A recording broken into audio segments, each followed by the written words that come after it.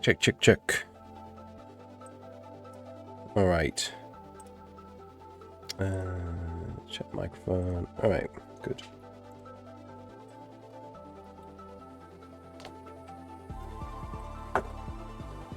Hopefully today, finish off the chest menu.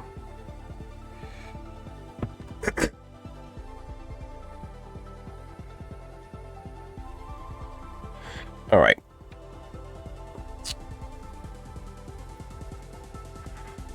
So this is the current state of it. There are a couple of things that I want to do.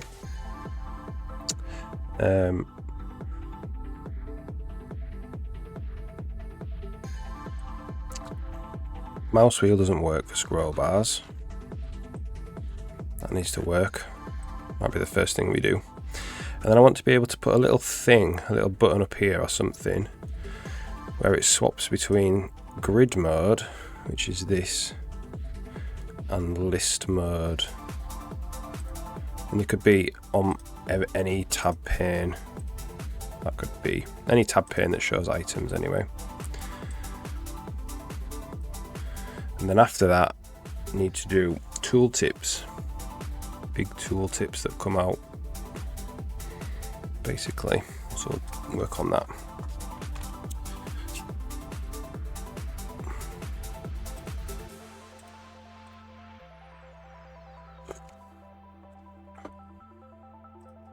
Quick, got building debug mono. How long does that take?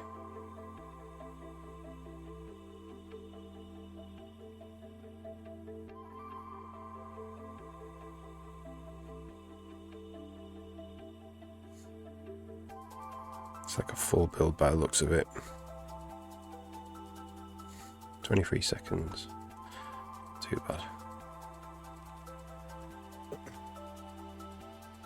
This is just a normal debug build. Also looks like a full build.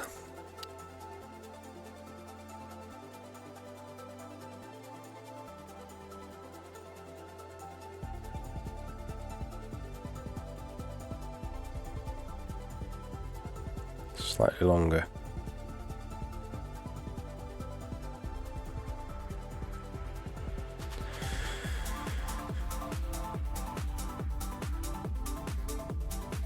"35 seconds. So it takes like 12 seconds longer. All the debug mono build is 12 seconds faster. Interesting. Alright, so let's just quickly then start by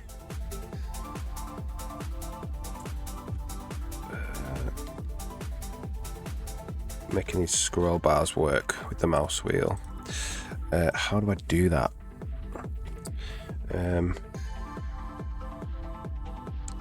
It's to do with, if you go to the game UI renderer, we had this problem as well on combo box drop down lists. So if they need a scroll bar,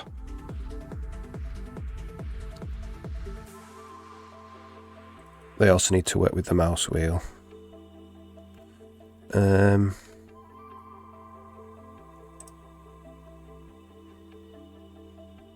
Get a game menu, scroll bar, state tween tick. No, that's a different thing.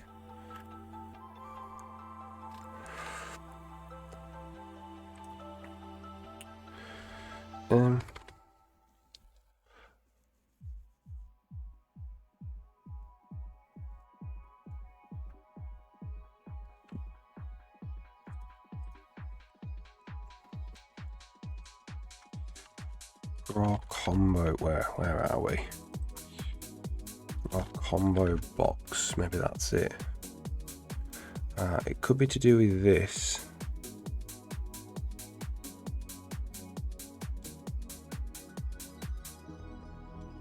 Not this, just this, setting the panel, see.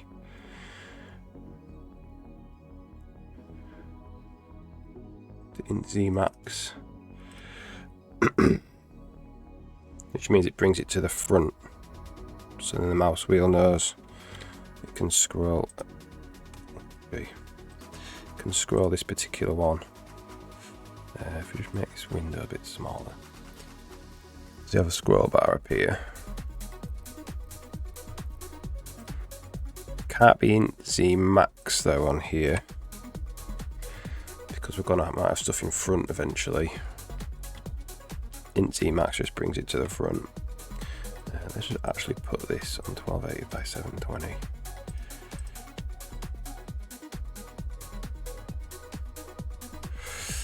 So that would be game. Would it be draw? No. Game UI canvas. Draw. Tab pane. So the tab pane makes itself a canvas, I think.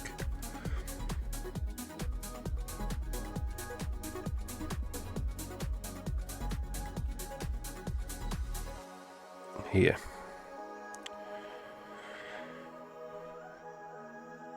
So let's just check. We'll just go content set panel Z int max, right? So this puts the panel right to the front.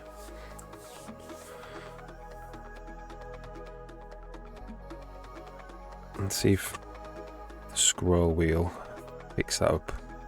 Boot Dragon, how's it going? Hope you alright? Yeah, that does it. That makes it work.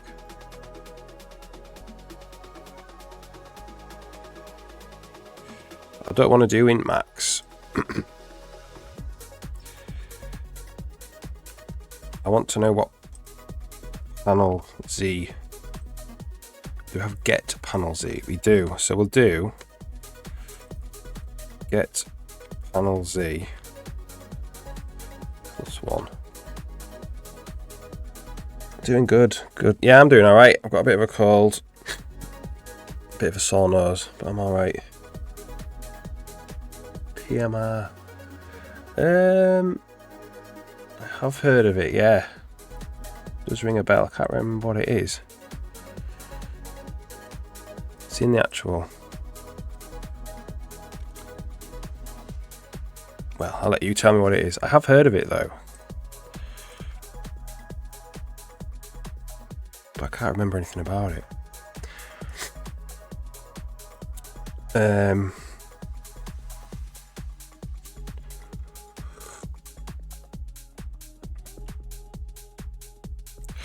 So I'm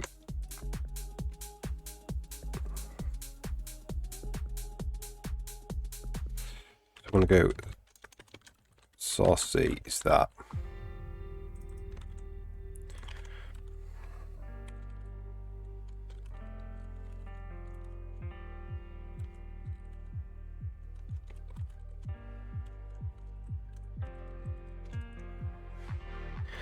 Standard PMI. Yeah. So what? Yeah, I have seen it there. That's what I've seen. Yeah, I've seen it about in like the C++ reference. Can you allocate it up front? Yeah, cool. Yeah, that's it. That's where I've seen it in C++ reference stuff. Awesome. There we go. Scroll bar works now with the mouse wheel. So another thing is slight visual bug. When you open the menu, the items kind of charge up like that. When you close the menu and reopen the menu, they're currently still charged. I want to like reset all the charges when you close the menu.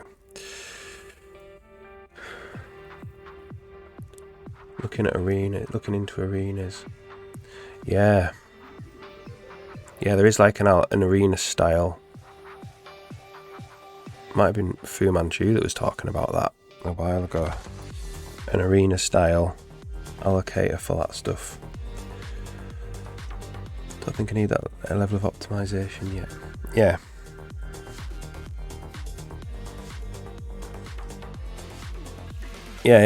Yeah, do what you need, definitely.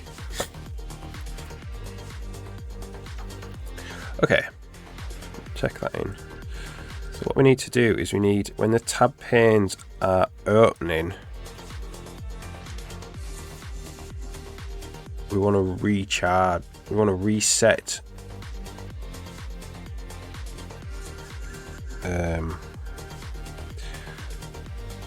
where are we?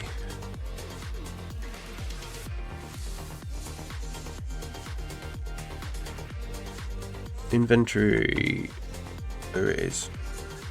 So we just need to figure out canvas draw inventory bag list. We need to figure out where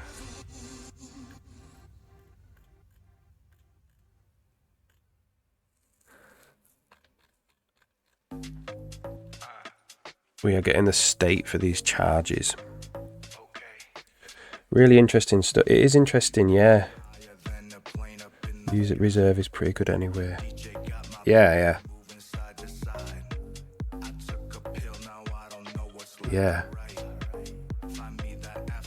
Yeah, reserve and reuse. So you can reserve and... Is it clear? Clear, is that the STL version for setting the count to 0?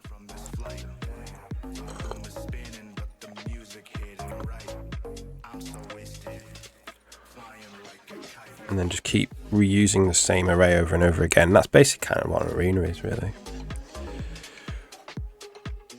And reserve it on heap in one block. Yeah, it should be in one block. It should be in one block. If it's like a standard vector, it will be in one block, yeah. Or a string or something.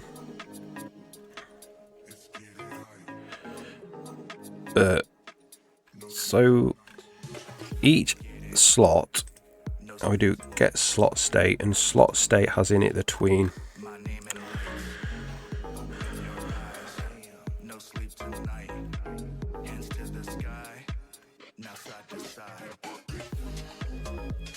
So we need a way in to, we want like reset inventory bag slot states, I think.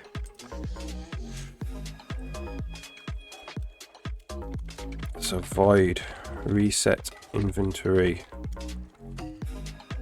bag slot state.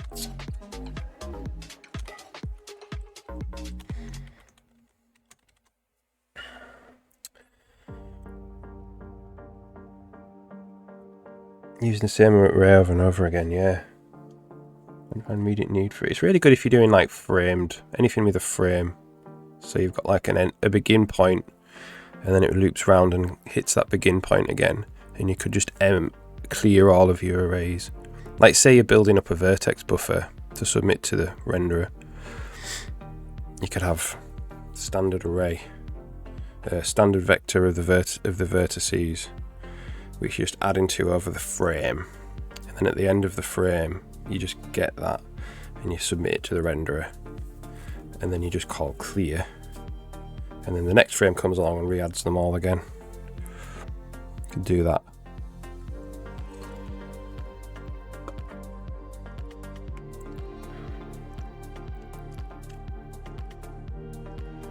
That's where those allocation patterns are really good for, like arenas are really good for stuff like that.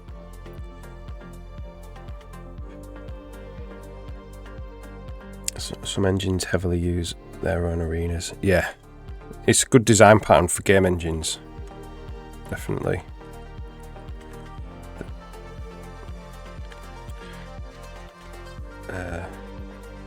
So what I might do is put a reset here.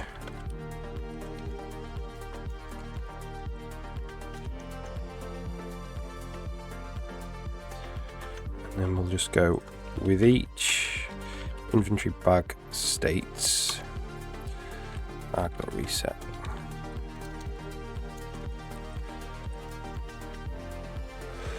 So apparently use a resource that points to the stack. Monotonic buffer resource, yeah.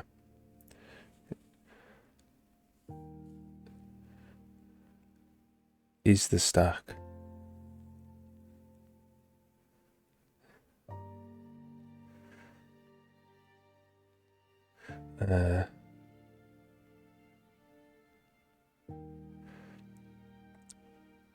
Use the heap. Yeah.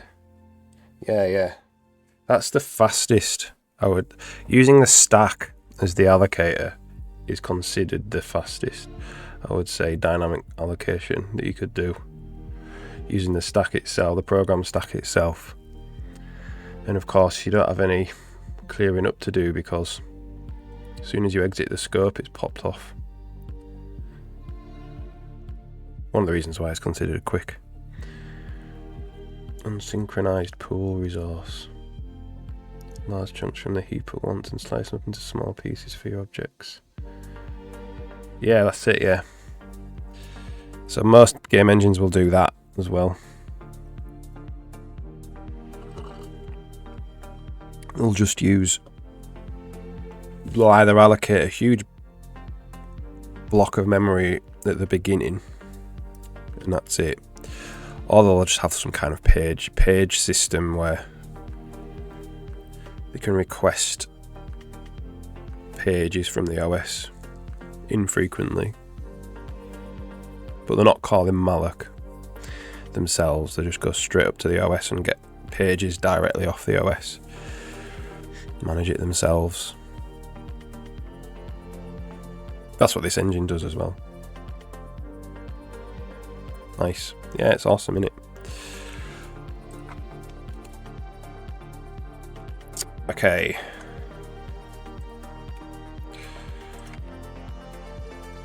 So what do we want to do here? In Outween dot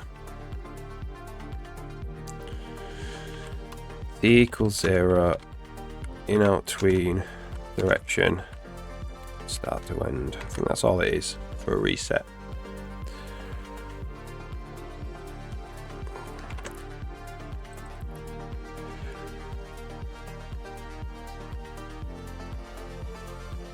Do this then.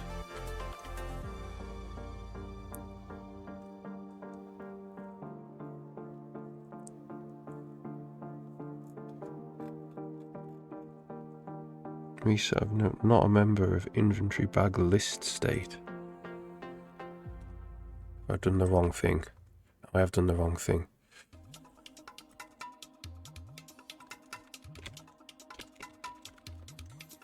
So I've done the slot.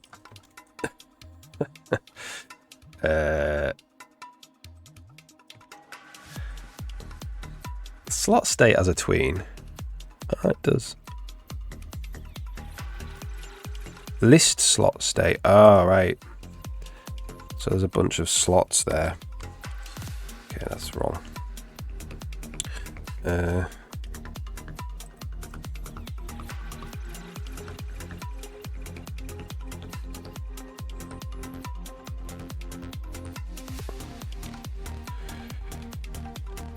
With each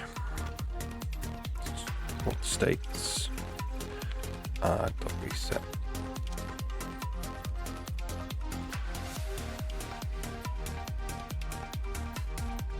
Okay. So we just need to know when to call this.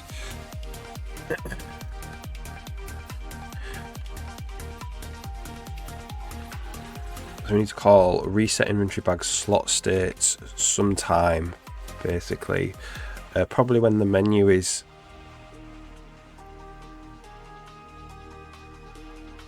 just opening.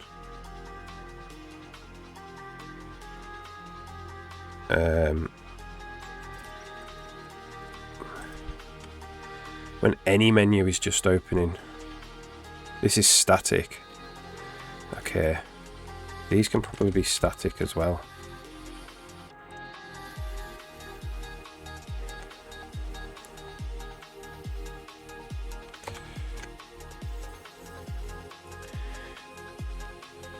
Which means we can call it from game UI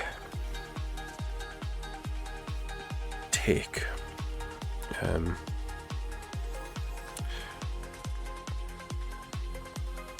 We've got tick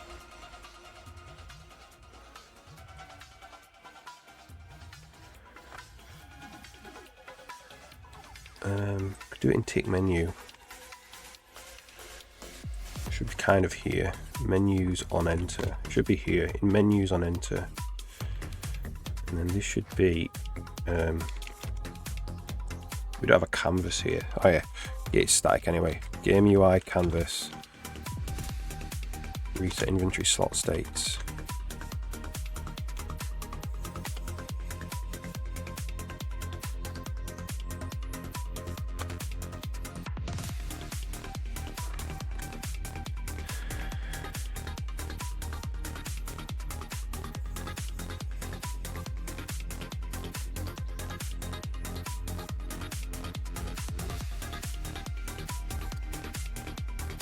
Look into boost small vector right, essentially doing the same thing as PMR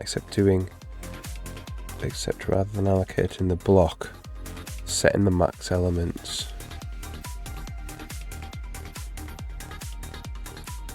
And then when it does the first allocation,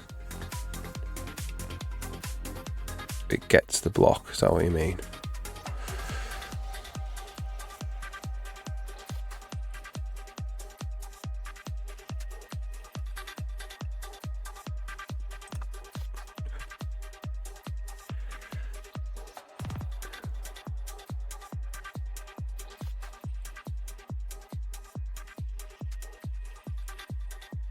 First 10 elements. Alright, yeah, so it's half and half.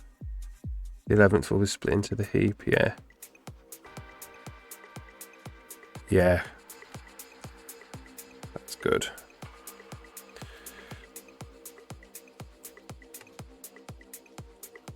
There we go. Coming back every single time I open it now. What I was doing there was, when I open it, these things charge up.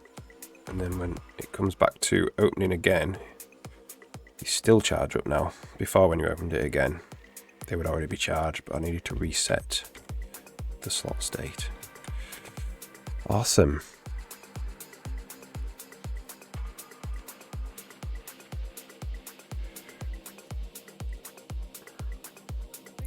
And we might do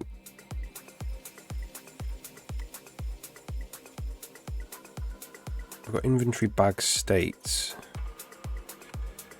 Because we put a reset on here as well. Inventory bag list state. Inventory bag slot state. Ah, yeah, no, that's fine. That's the same thing. You don't have to allocate the entire block to make it work. Yeah. Yeah, that's for like, so I suppose the boost small vector is like if you're expecting the vector to be small almost all of the time, it would be a good call to use the small vector. And then occasionally it might want that, like, it might want to allocate like 20 occasionally, but almost all the time it's going to want 10. Then, yeah, then it'll just do like the first 10 on the stack.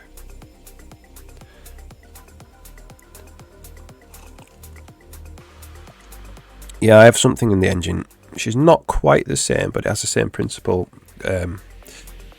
So I use the prefix hybrid for all that. It's like hybrid storage. Hybrid storage in the engine is like, I could do hybrid storage 1K, for instance, and that'll give you some storage to put stuff in. If it's under 1K, it's on the stack, and if it's over 1K, it's on the heap. Yeah.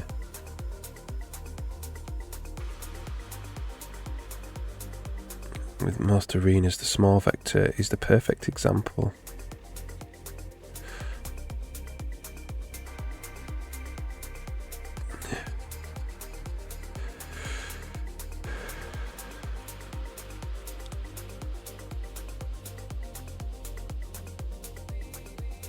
So if you did like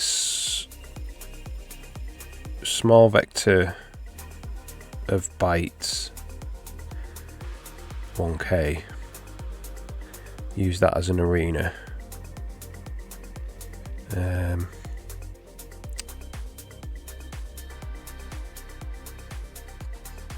You could make it work as an arena, I would say. You could do it Very similar.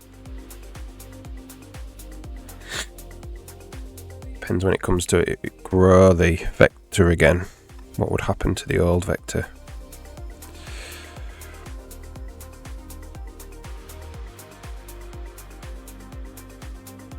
What's the other option? Make your own arena. Yeah. They're not that much work to make an arena. It isn't that much work. Especially if it's a C style arena where you don't have all the move semantics that you would need to implement. Copy move stuff. Destructors and constructors. Yeah, if it was a C style one, they are really simple.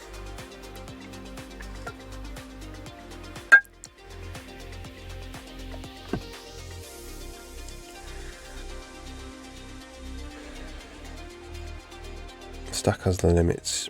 Yeah, so stack's good for... It would never work if you didn't know how big it was going to be. Maximum case scenario, because then you could just allocate too much for the stack and crash. But if you knew it wasn't going to be very big, you didn't know the exact size, but you know it wasn't going to be very big, then you could do that.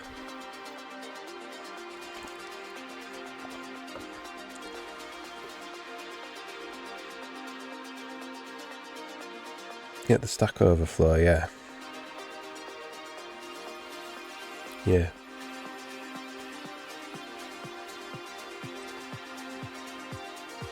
Okay.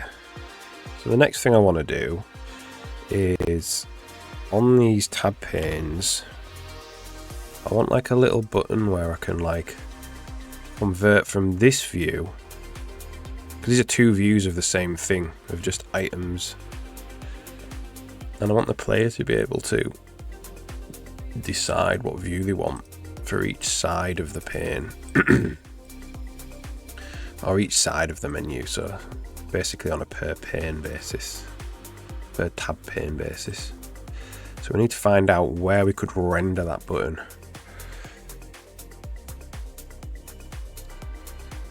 If you're doing big data, small vector and PMI, still not great improvements. Yeah.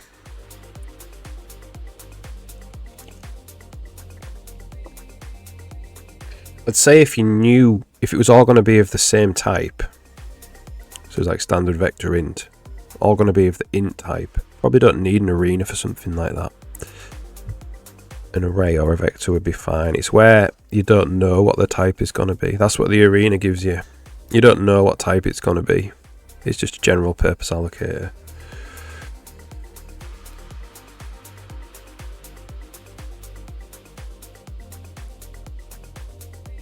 Yeah, and arenas, they're good for certain things, like if you have, you're doing the same thing every frame but with different data. But they're bad if you need to keep things across frames. So if you want it to allocate stuff that survives for several seconds in the game,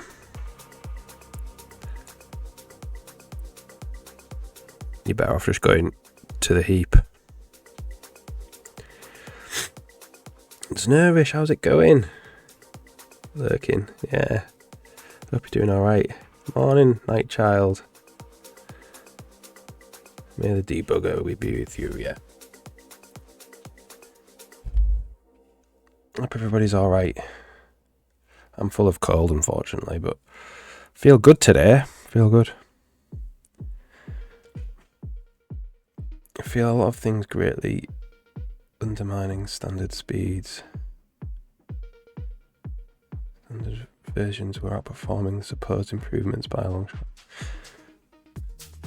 I think it's, at least on Windows, it seems to be pretty good, all in all.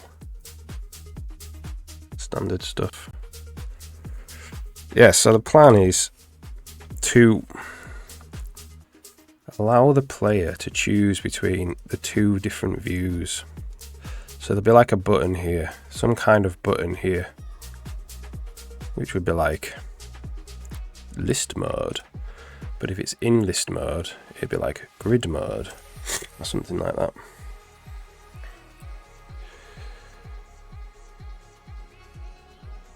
Testing the MSVC compiler. Yeah. At least I know that standard vectors like it's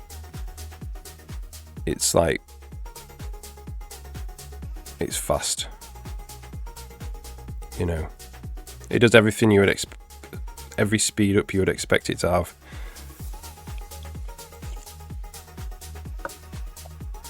These days.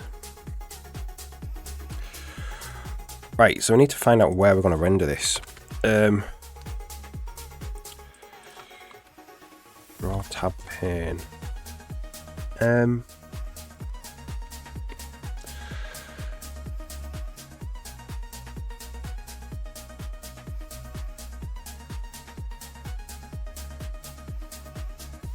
So it has to really be part of the renderer, because that's the interface.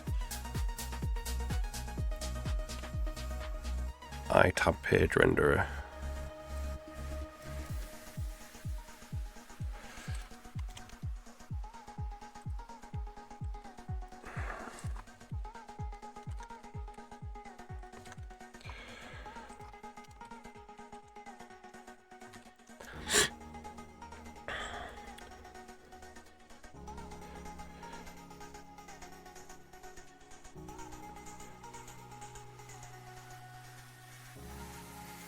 A lot of the engines decide to abolish the standard library entirely in favour of their own role allocators. Yeah. Also run my own lib here. I think there's two things, like it gives you control, and engine programmers tend to like writing that stuff as well, so they want to do it themselves. It's just in the type of programmer they are.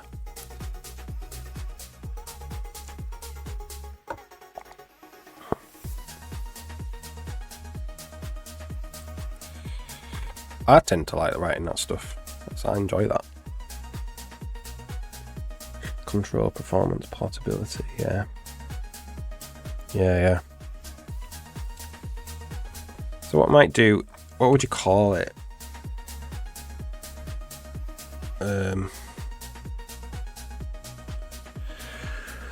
So the thing is, it can't...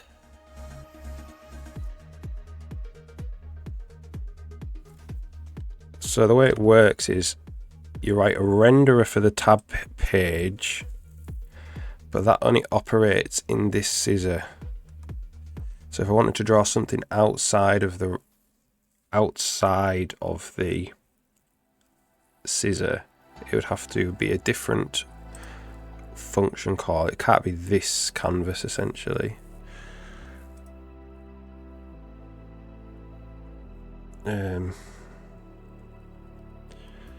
So I don't really know what to call that.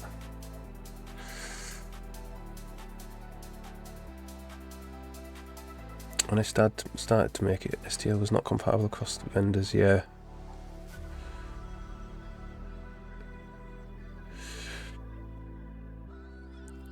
Yeah, that's it, yeah. And you know, bigger companies enjoy owning all their code as well. So if they have their own implementation that they own, it just adds to their own property.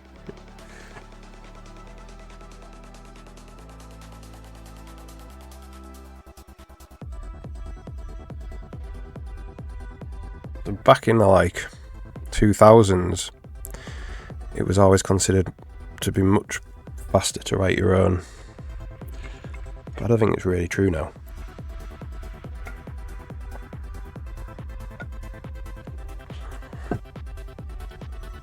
Yeah. Okay. What would you call it? It would be like a tool. What's this called? This thing. The title bar. You might have draw title bar, which exists like here, and you can just put stuff in there. So virtual void draw title bar.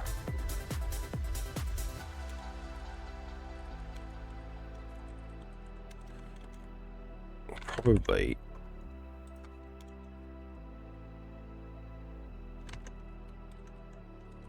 just do that.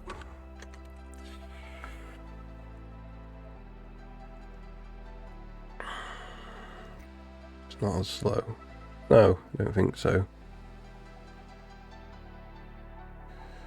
Yeah, yeah.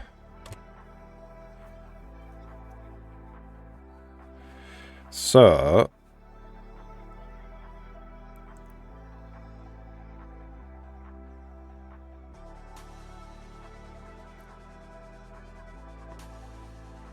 what I don't want to do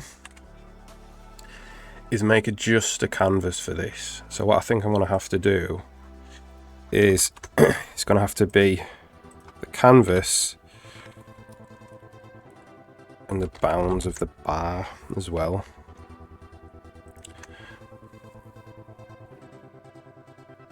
I think that's what it's going to have to be.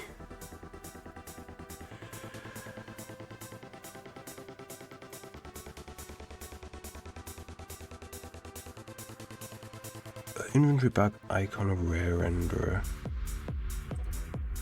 So where's the list one? That's here. So we'll work on the list one first.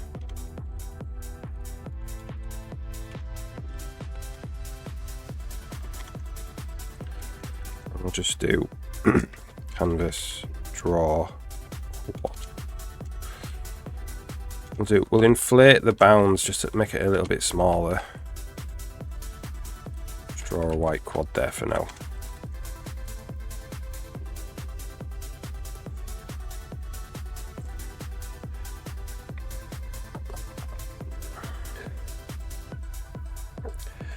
Yeah.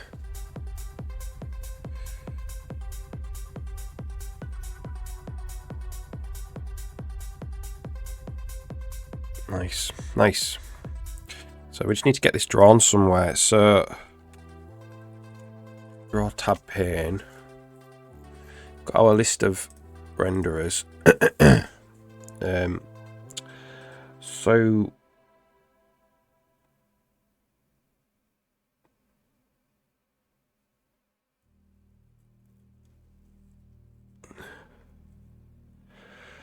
how do we want to do this? We'll just straight up do it. We'll just do it.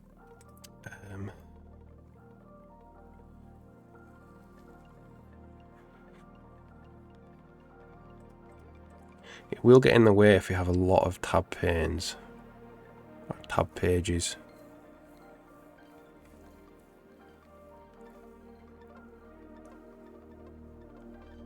I think that will be fine. Because if these tab pages continue to go over and we've got like a little area here. Maybe we separate, maybe we do.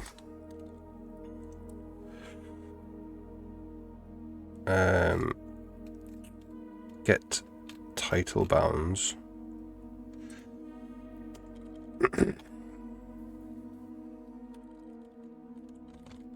Title bar bounds. Like that.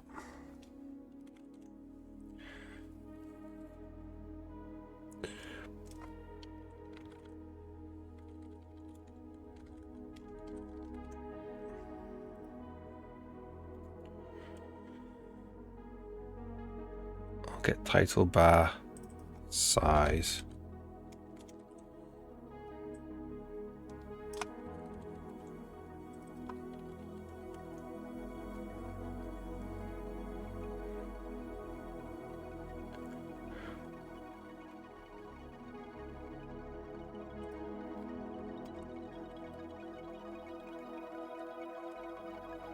Or just the width, really. If there's a width there, the size is going to be determined on probably on the size of the text of the title.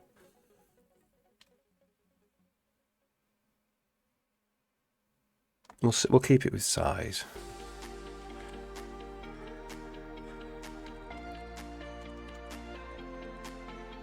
Now we will do width. We will do width.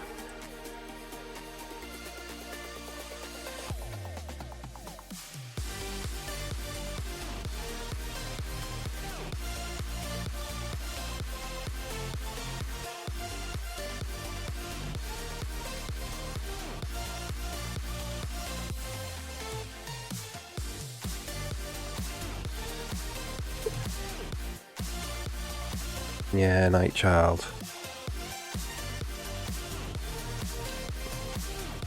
And the Bitfield stuff, standard vector bool. And the small string optimizations in the strings and all that.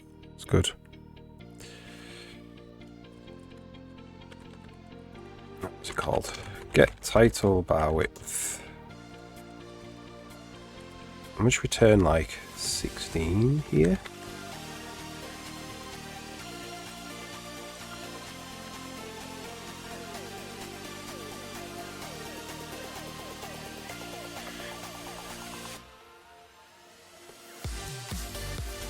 We could say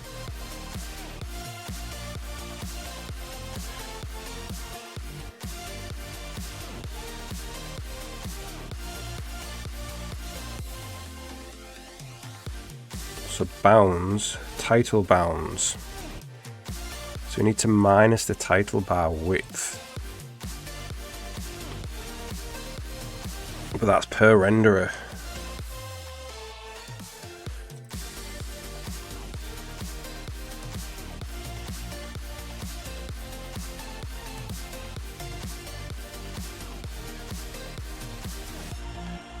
Otter over here.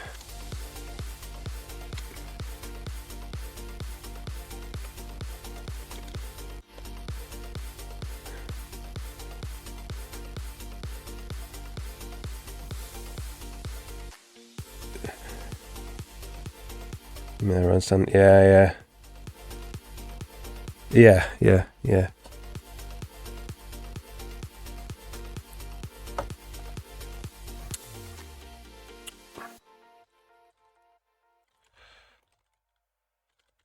Get title bar width like this. And then we want to go title bounds or width minus equals that. So we're decreasing the whole thing where the titles can fit, so the tab page titles back by the width. So if the... No, it's not. It's bounds. We could maybe just do that. That's a bit confusing though. Yeah, so if the title bar comes back and the buttons go into the title bar, that they will get put down to the next row.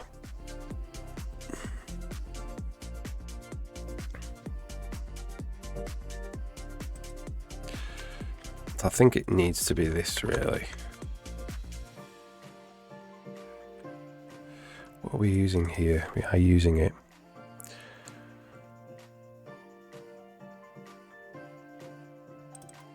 Yeah, we just do that.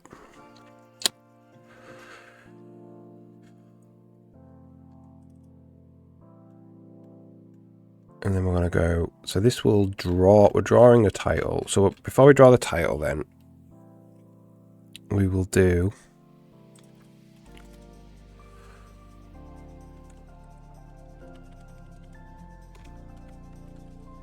if title bound width, renderer, draw title bar.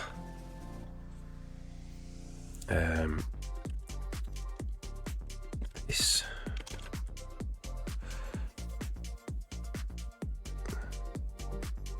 So we need the bounds for the title bar.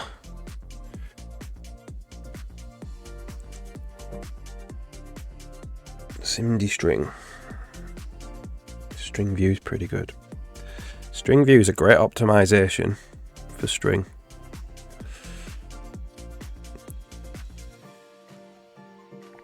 It makes a lot of things so much simpler.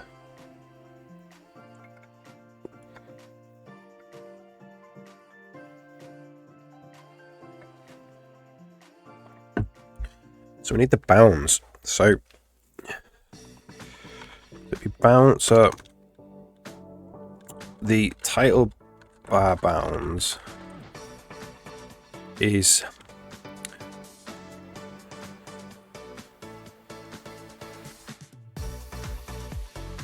bounds right minus title bar width, bounds.top, title bar width.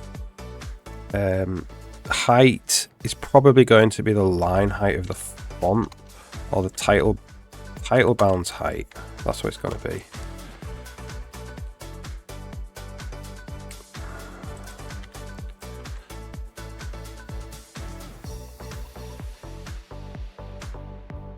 Okay, so let's see what it looks like. So if you get this white quad in the place of the title bar,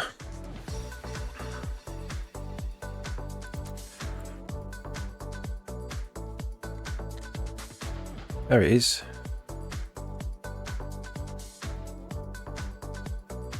So if we make it like let's just make it like 32, I don't know, 48.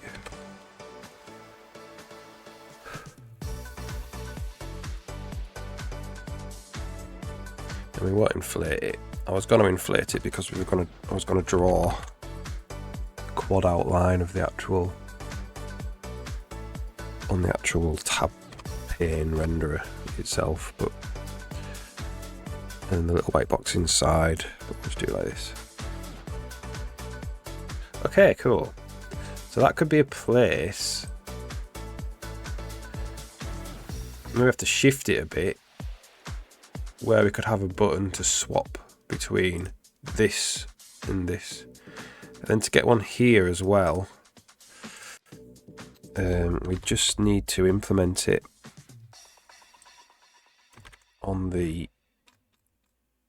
this one.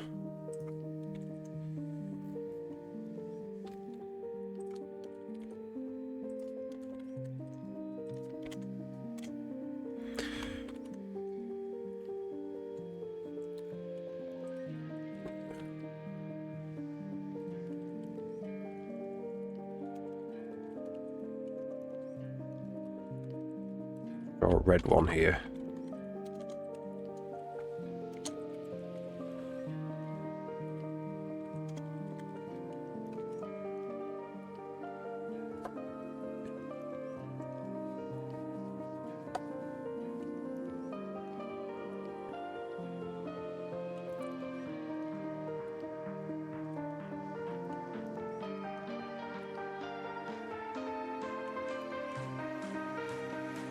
Right then.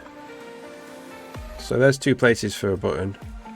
So this one would be like raw list view, and then this one would be or like switch to list view, and this one would be switch to icon view. Okay.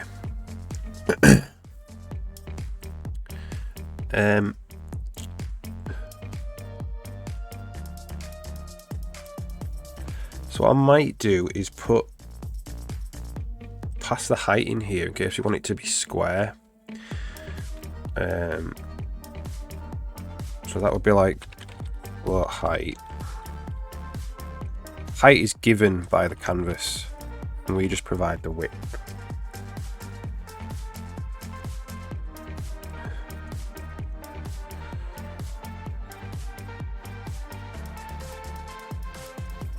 So if we return just height again, it will mean it will be square.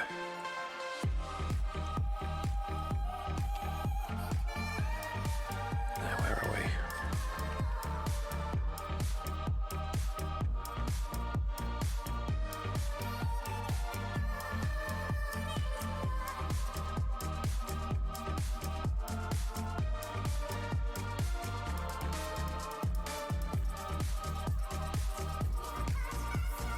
So we'll just say bounds.height. What would it be? Title bounds.height.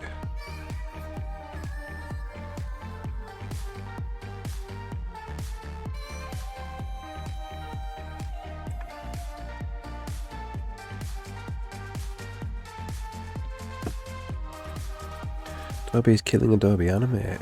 Really? Leaned heavily into AI, haven't they, Adobe?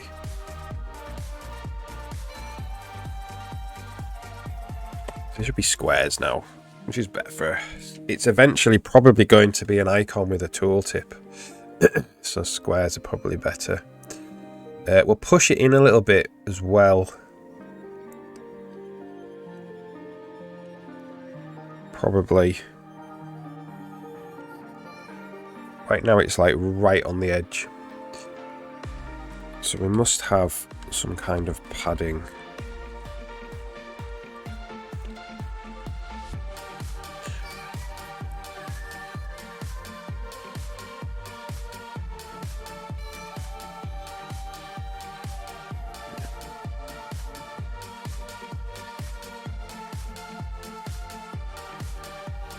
There's a title bar padding.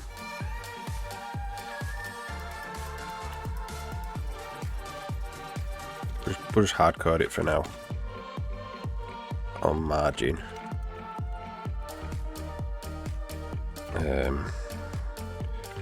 What did we call this? What's called? We've got something like style box. Not 8 not.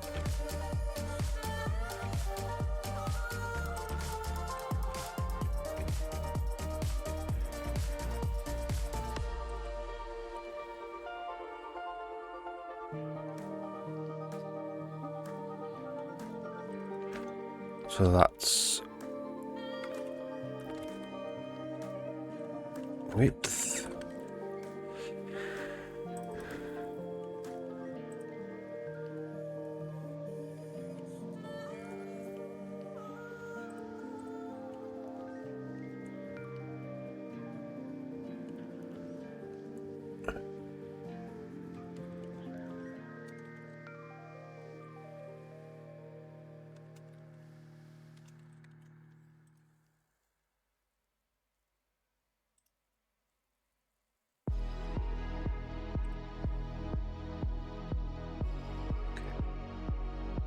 I should just shift it in by 8, hopefully. Snuggle Fluster, how's it going? I'm getting to the end of this test menu now.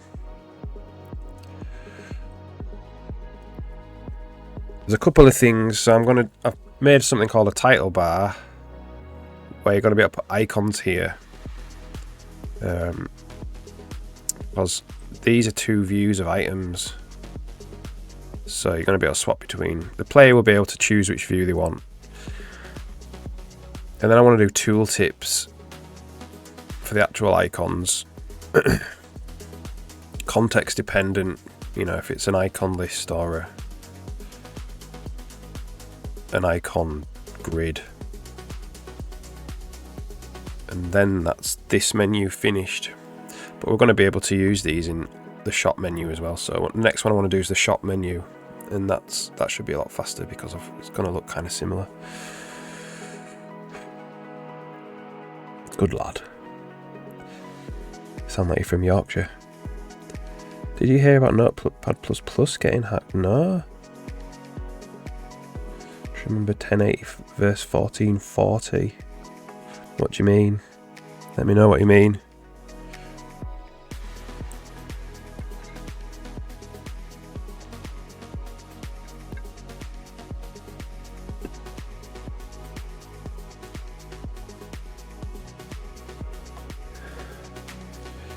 Different pixel heights and widths. Oh yeah. Yeah.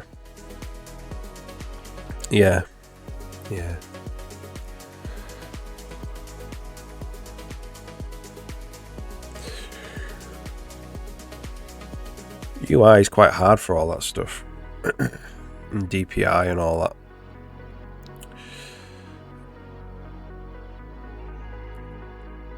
Anyway, that didn't work. It's not pushed in. Oh, because it's the wrong one. It's the right. Top left, bottom right.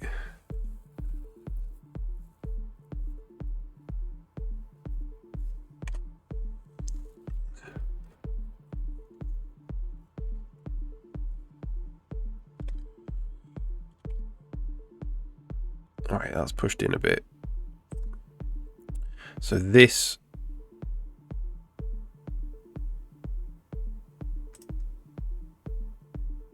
yeah, that's it. That's all it is, I think. Not gonna do. We could do these.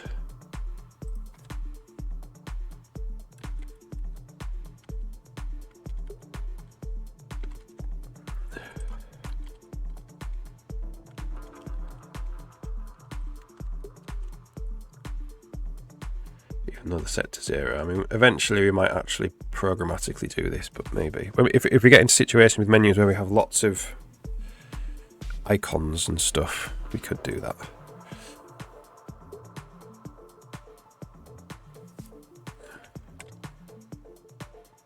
Right. So we'll just make this like 2, really. And then we'll put in some input. So what happens when we hover over these buttons?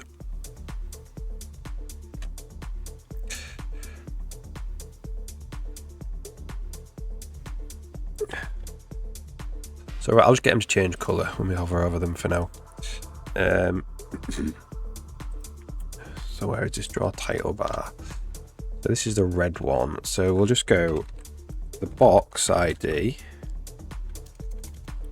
equals canvas draw, no, add input box bounds. Let's do this. Oops. If canvas is hot, box ID, else.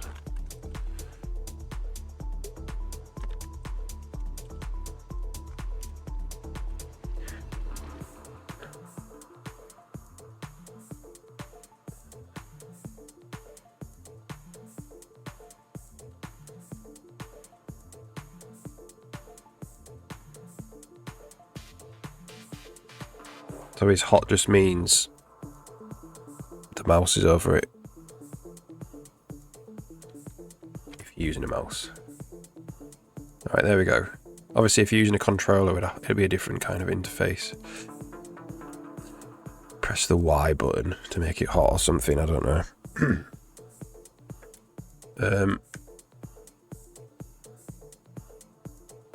Okay. So when we do this, we also want to do a tooltip.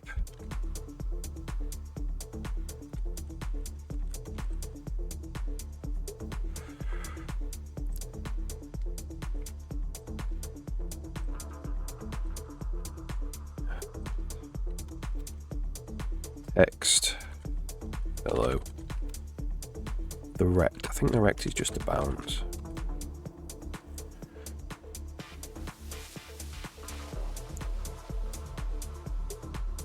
I haven't had a tooltip for a while. Can't remember how it works at all.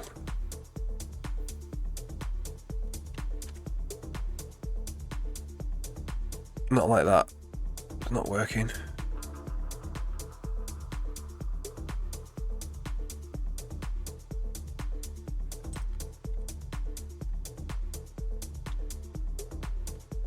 Do I have anything that has tooltips on it?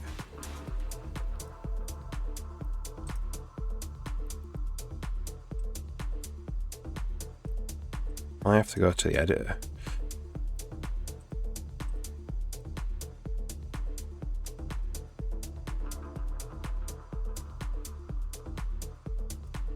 It'd be some kind of event thing.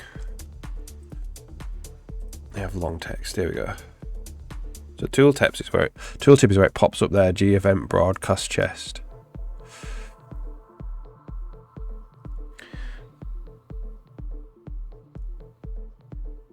So that would be in like the text box. Would be doing that.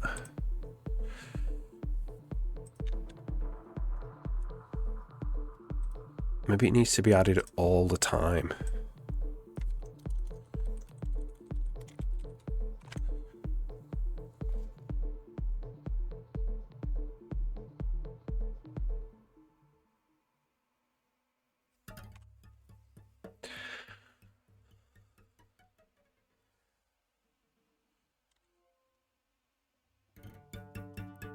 Maybe it's the input box. Maybe it looks for the input box. Tooltip for the input box. Lord knows. I have to look into the code at how this works.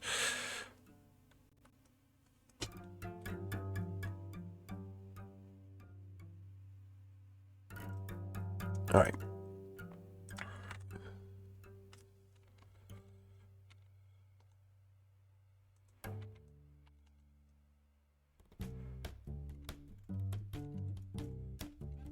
Tooltip box. It is hot.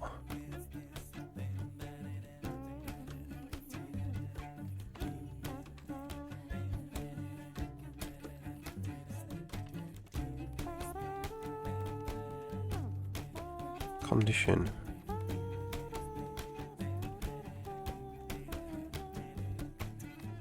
Oh, it is drawing it, we're just not seeing it.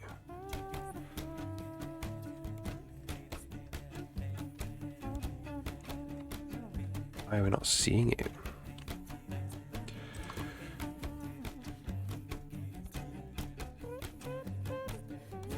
Alright, I'm gonna have to Pix that. Run that through Pix. I'm gonna go make a cup of coffee and then we'll fire up a Pix and we'll figure out why that's not being drawn. It is working, it's just not drawing it. I mean, it's not working obviously, but like sending the stuff to the renderer. Right, so back in a couple of minutes. I'll run an ad because I'm not at the computer anyway, and then I'll be back afterward. See you in a couple of minutes.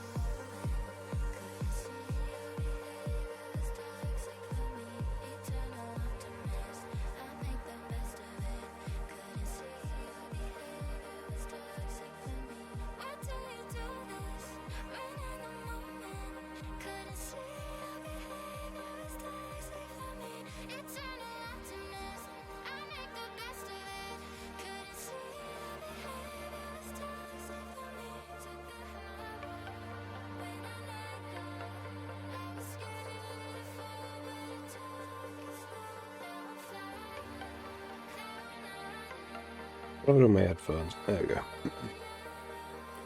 So another thought I've just had is we probably might be rendering it in the wrong canvas. Might be a dedicated tooltip canvas. Let's try that first.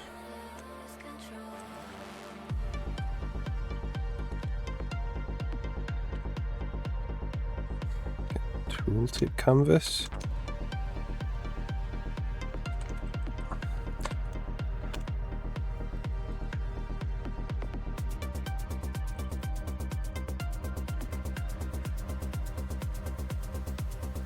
No.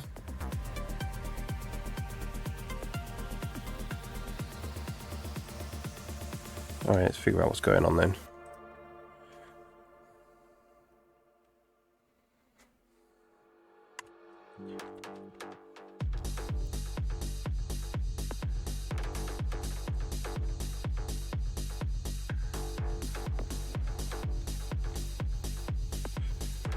Put my mouse over it.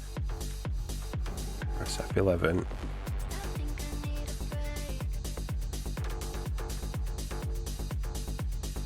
Okay, menu canvas. Yeah, I don't think there is. Well, there's a debug overlay. There's not like a tooltip overlay.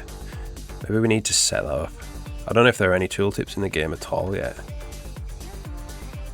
I can't remember.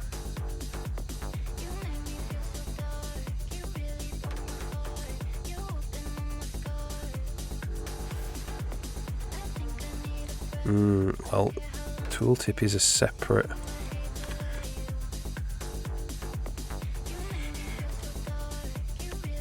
I don't think we would see it because it seems to be a separate canvas altogether, which would show up, I think, here as a tooltip.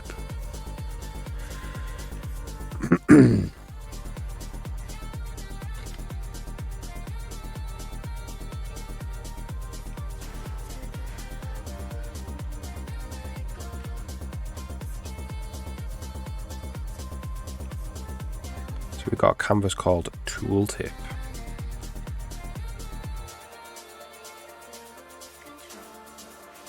No, it's not.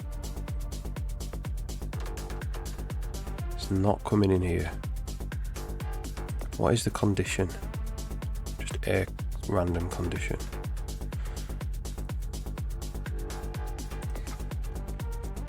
Condition is true. True just means it's on all the time. Obviously, we could set different conditions when we want the tooltip to appear.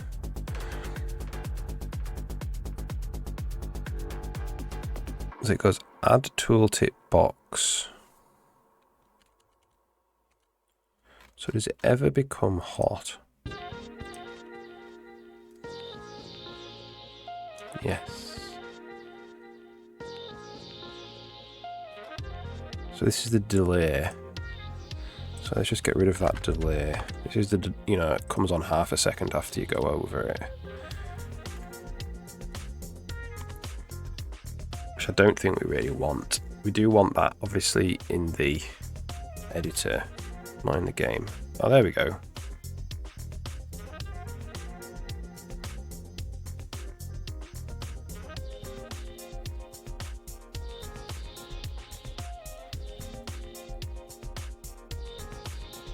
Yeah, I don't think we do want this delay.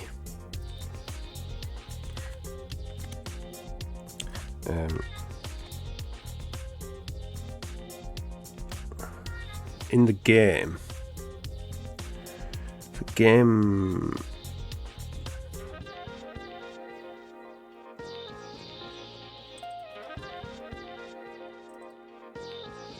where are we?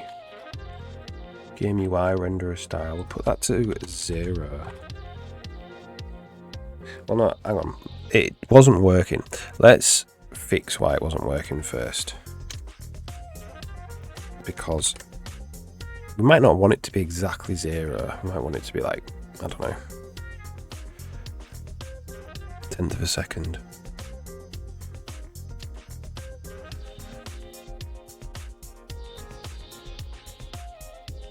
So all I want to know is why it's not coming in here.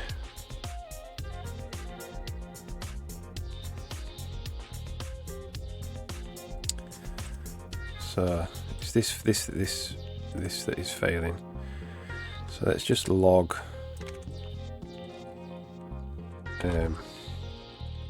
this.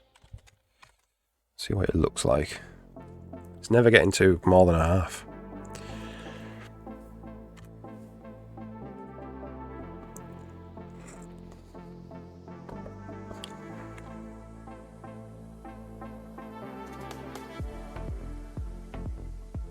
It's being reset all the time.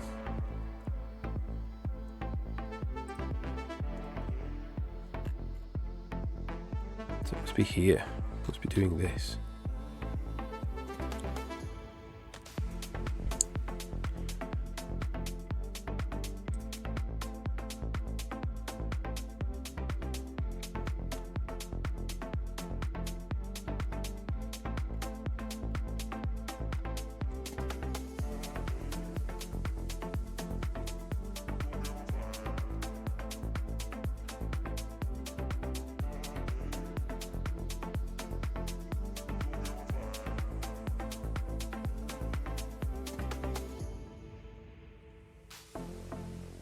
It's constantly resetting down here. It's not resetting. Are you getting new state every time? That shouldn't be the case.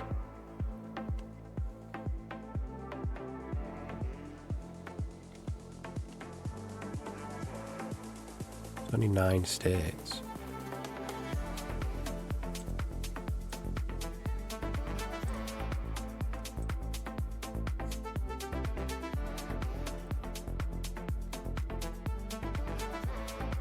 Oh, it's here. State tooltip frame plus 1 is not equal to frame count. That's resetting it.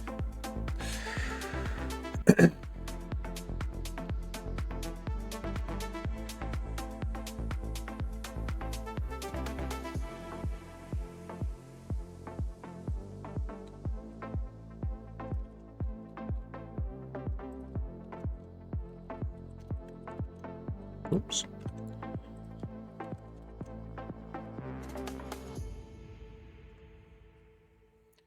That's saying like call it every frame as soon as you don't reset it.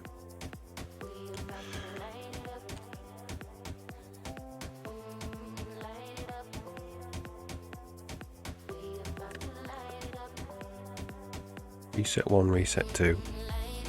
So it's calling reset 1 every time. Are we not calling this every frame?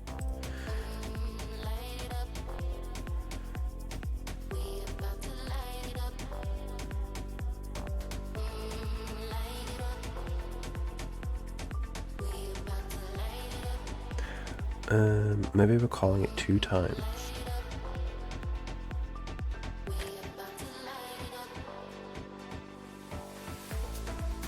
So 604 is the current frame count. It's calling it 2 times.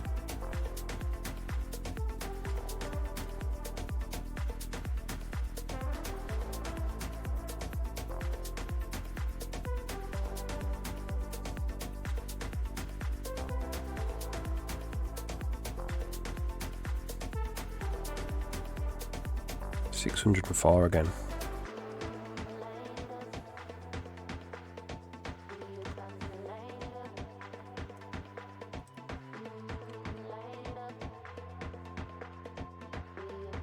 Why are we calling it 2 times?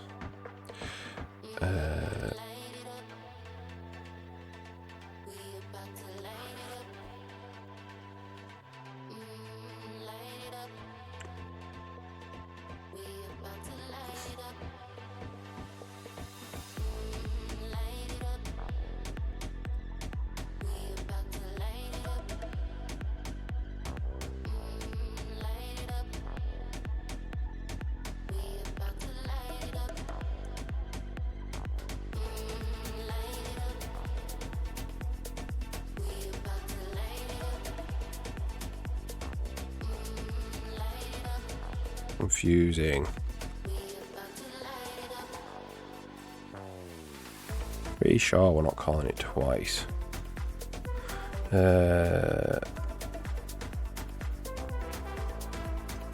1605.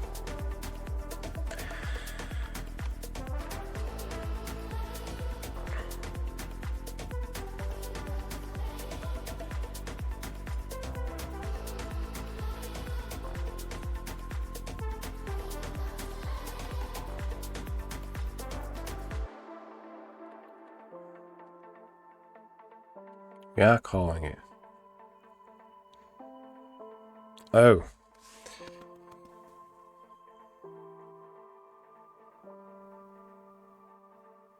Okay.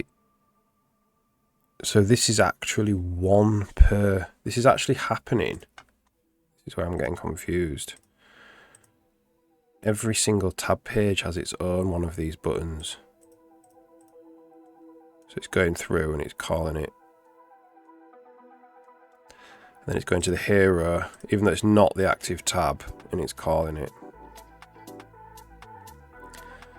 Right, so we only need to do this if it's the hot tab.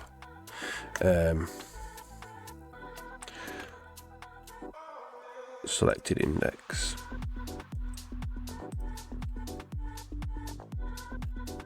So we're going to go.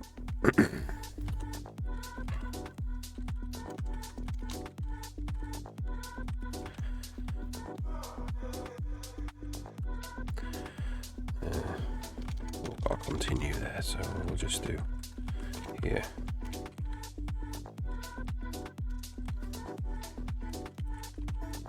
Do this.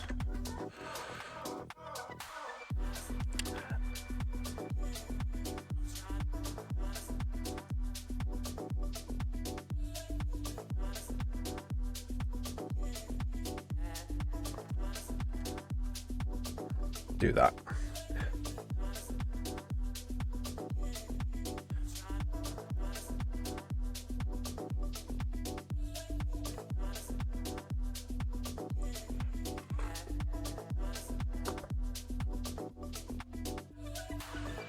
There we go.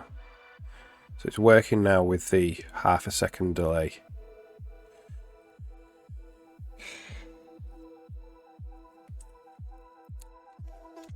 So this also, so this would have worked if this was unique, if this name was unique to this. If we can do that. Bag ID, it could be, if we incorporate the bag ID here,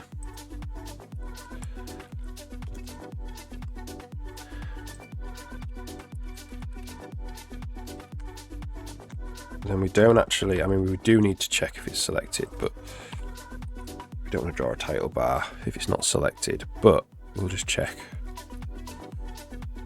This makes the actual a little bit more, the actual tooltip's a little bit more robust. Yeah, there we go. Okay, cool. But we do want to do it if it's a selected index anyway.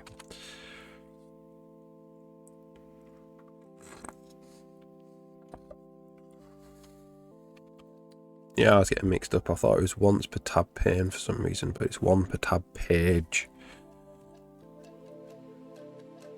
Which is nice because it means we'll be able to, if we want, have different icons here for different tabs. If we ever wanted that. That is supported. Which is lovely.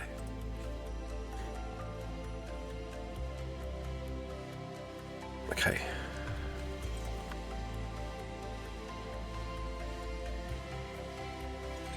So this will say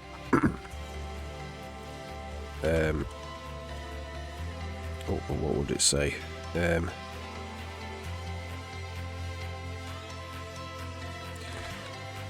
Change to grid. Change to list. Or view list.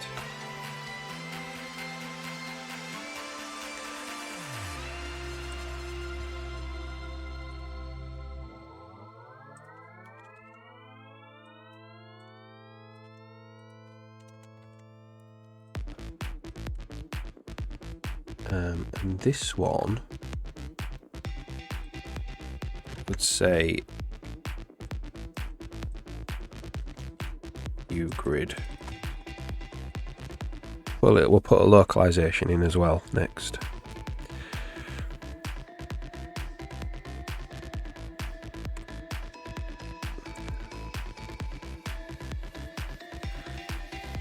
Hang on a second, I got it wrong. Needs to be like that.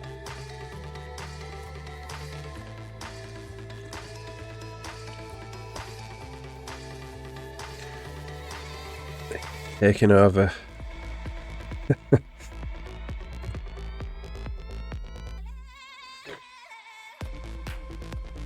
If you're not money focused, I don't think you got a problem.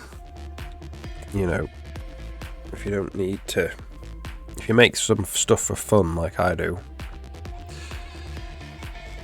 View list. Oh, that doesn't say view grid.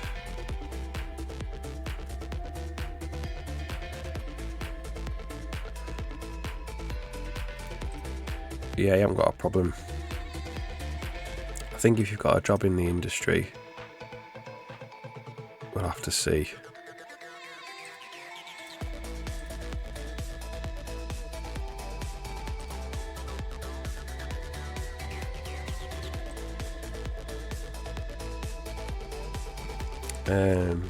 Why didn't view grid show up? That's weird.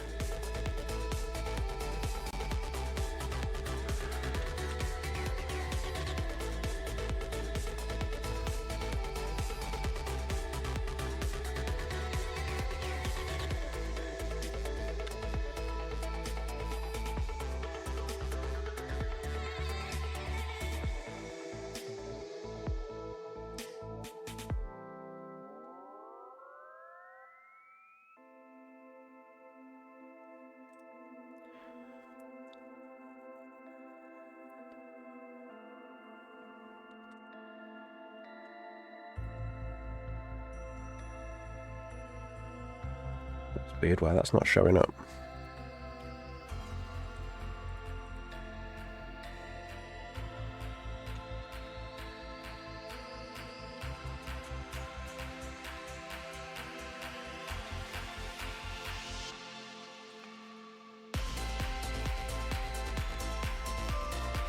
Unless we've got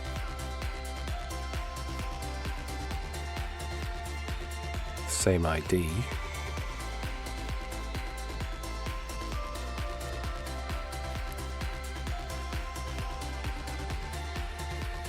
Never becoming hot. Got the same ID? 315 421 no 241.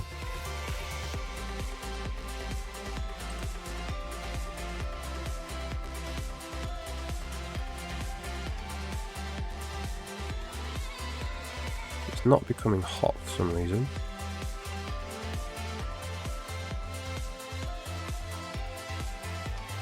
Just that one.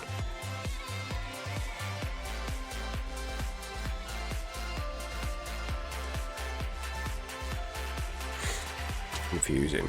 Super confusing.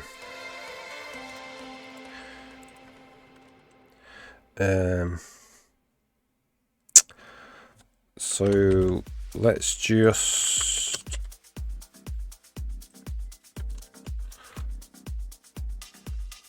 log tooltip ID.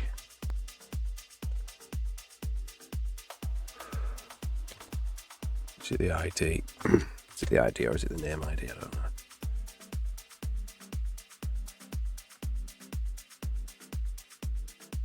No, that's it. That's it. Should have two different IDs, which we do. 361916.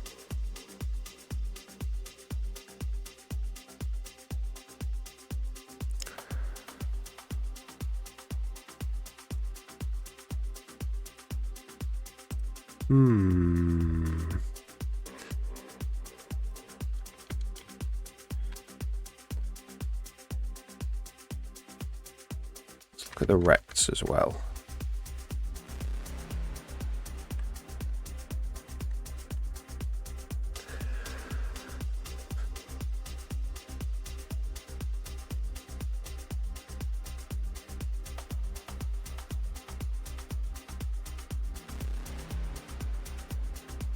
Two different rectangles.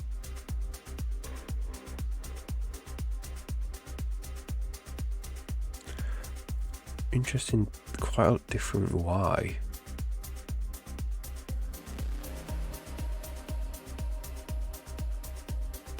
Y is at 100 and it should be 11, they're the same Y.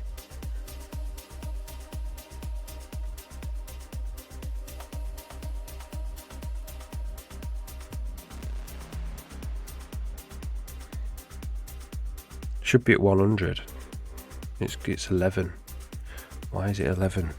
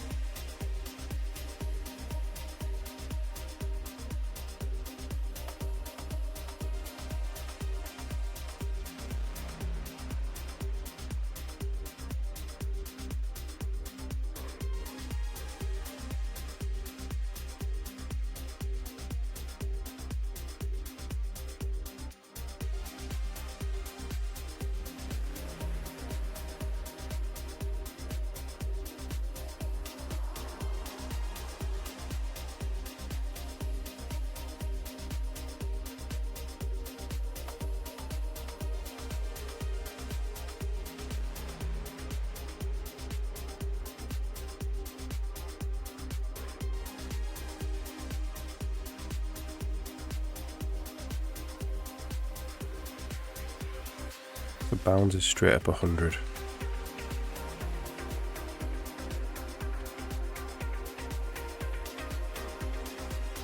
Bounds is straight up 11.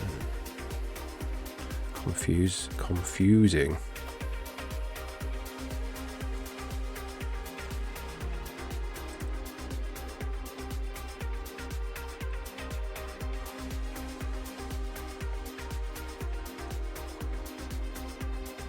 Tab pin Y offset is 11.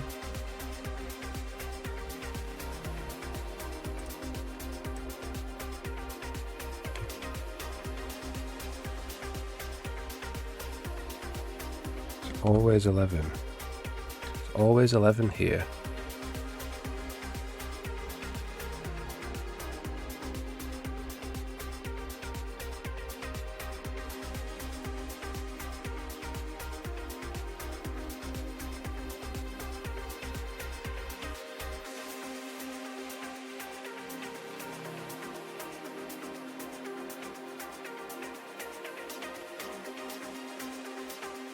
So the list renderer, the left canvas,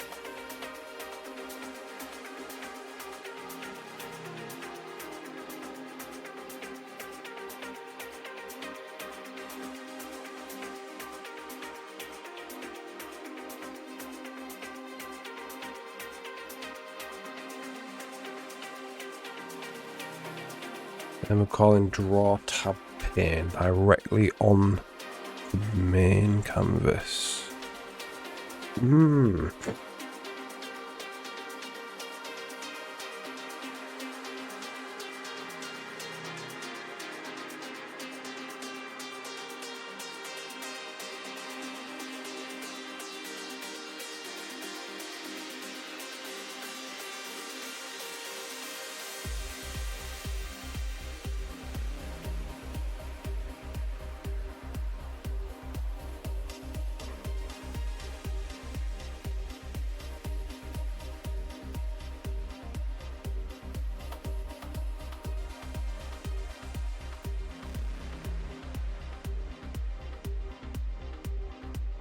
We're drawing to a different canvas. We're drawing to the left canvas.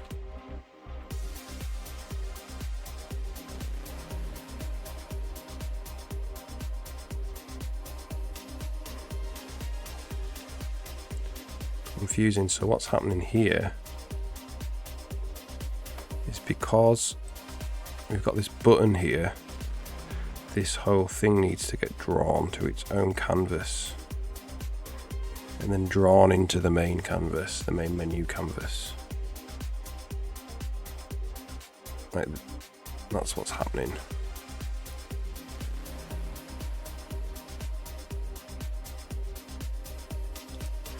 Does that actually need to happen?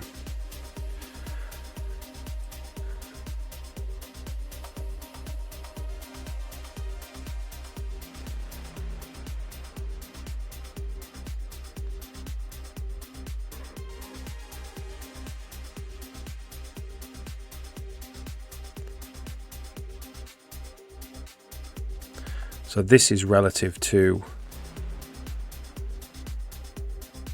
the 11 is relative to here,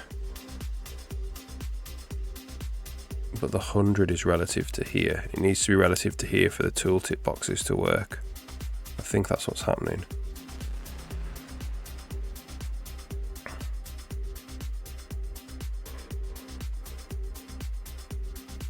Okay. Game menus, chest menu, widgets.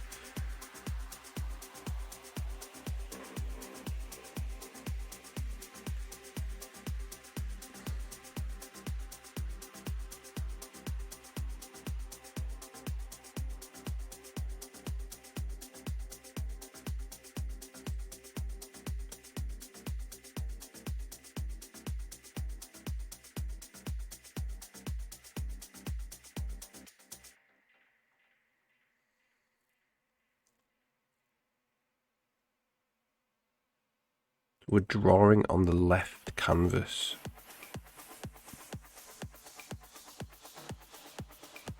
Rather than on the main canvas.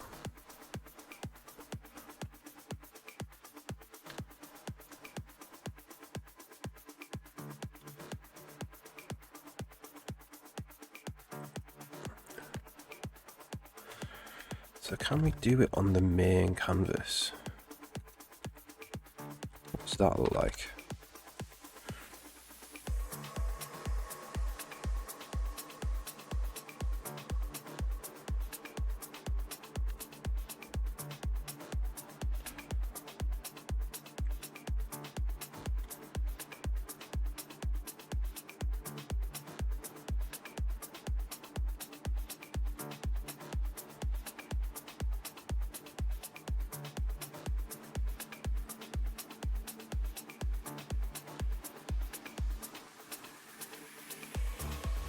Not these tweakers. Chest menu, left tab pane.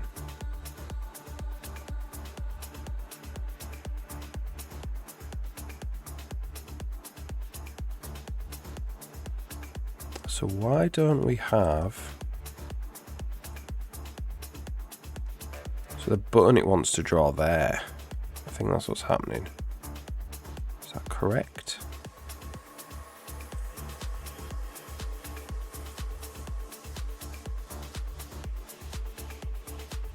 So now we get our view grid that works because we've got the right coordinate system now. We're in the coordinate system of the chest canvas.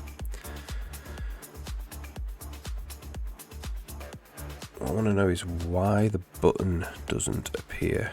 Canvas add quick button.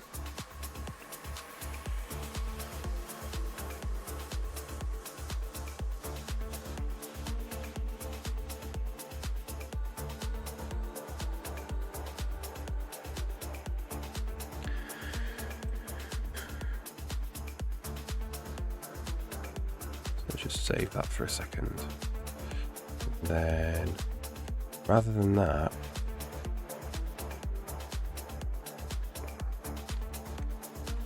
try that. Push the button right to the end of the tab pane bounds.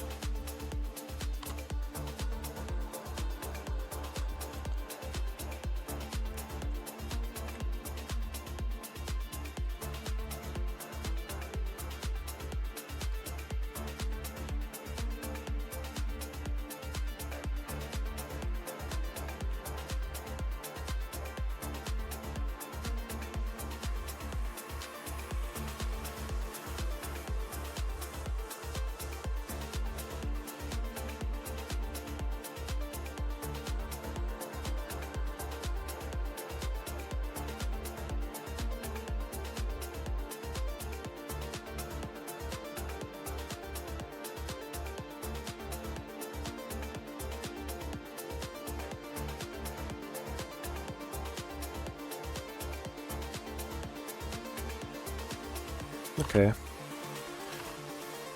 So we don't have the take all button anymore. We have a space there for it, so there's some kind of weird thing going on.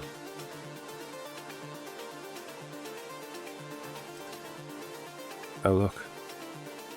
This here as well now. Confused it a lot.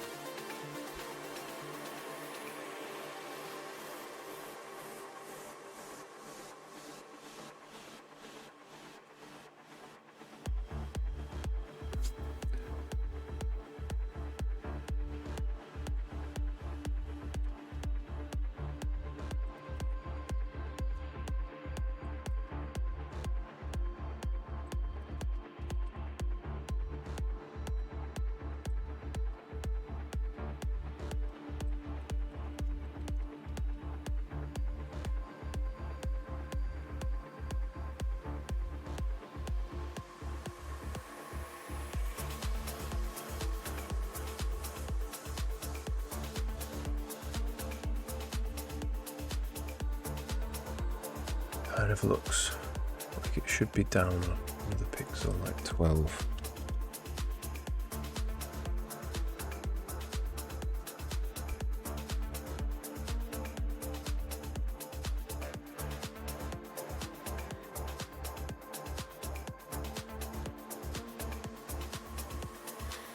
Okay, so I think we'll leave it at that because I don't want to start messing with all of it.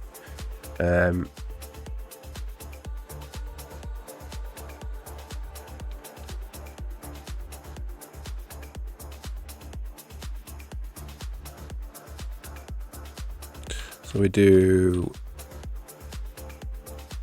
draw title bar for the 12 one.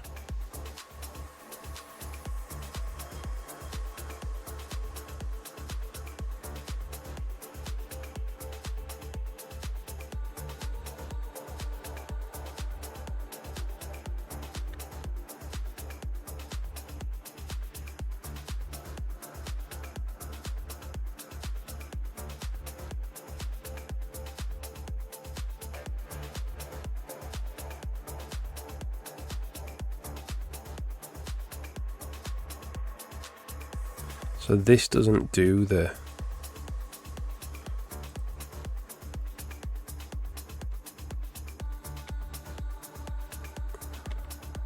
It does add it.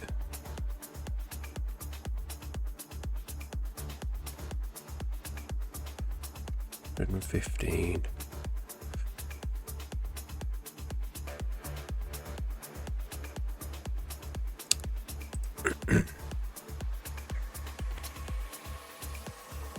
So we're rendering, so I put in this thing where we render a canvas on top of a canvas, which isn't obviously screwed up tooltips. So what you could do is draw things to canvases, draw canvases to windows.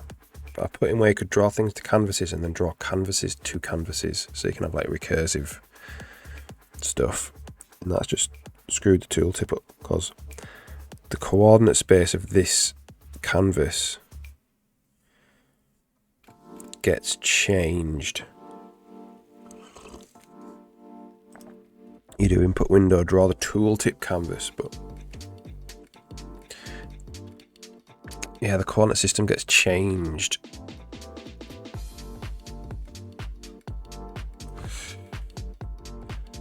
So we do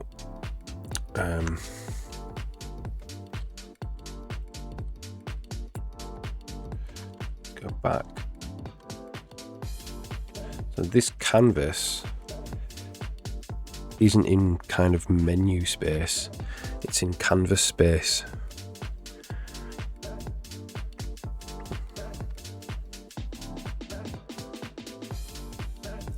So we need to fix that, we need to somehow fix that.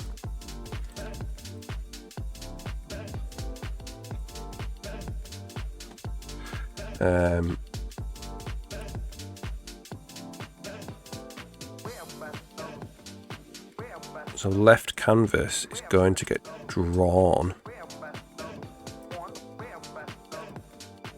into the canvas. So what we need to do is, for that to work, the canvas has to get left canvas. For the tooltip to work, the left canvas has to add on the canvas XY, I think.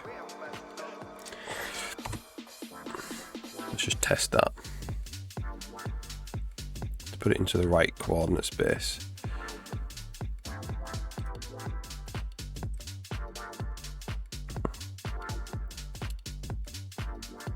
So 40, 16.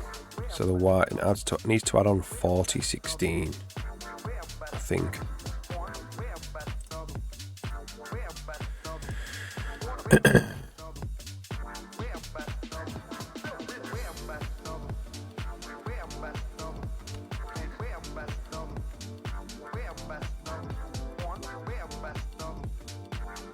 More title bar. The icon one works.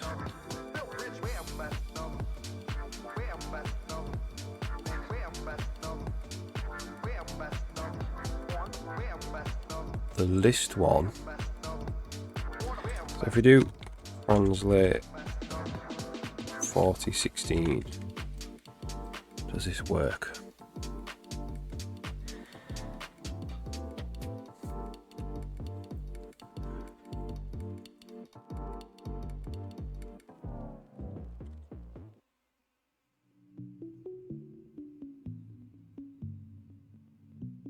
What's weird is this is Hotworks.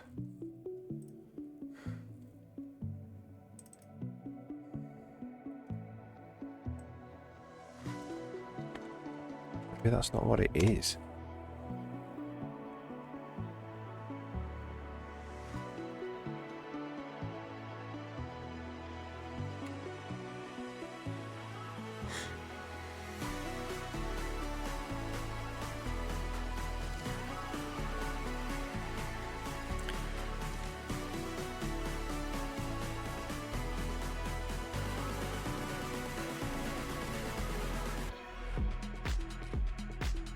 That totally works, that is hot. So that is not a coordinate system problem there.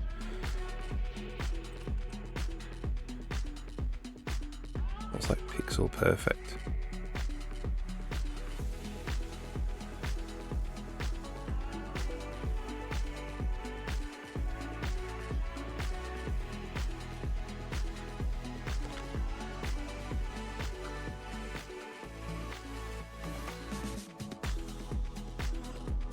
Add tooltip box.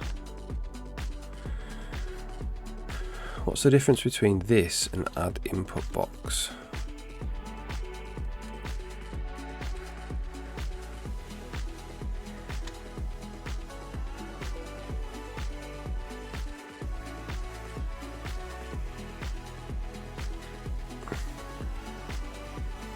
So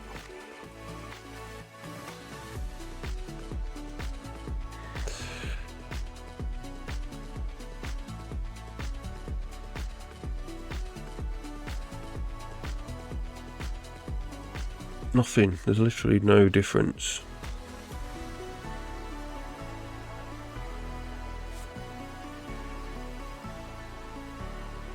So clipped gets added in, which is 604.115. 604.115.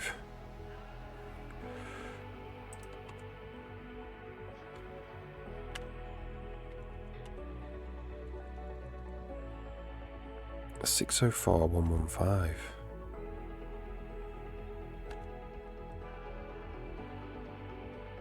Panel Z0. A tooltip box.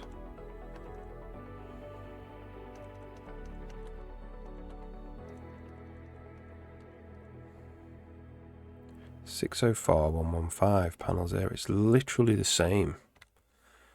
Okay, so why isn't it not coming up as being hot? Excuse me.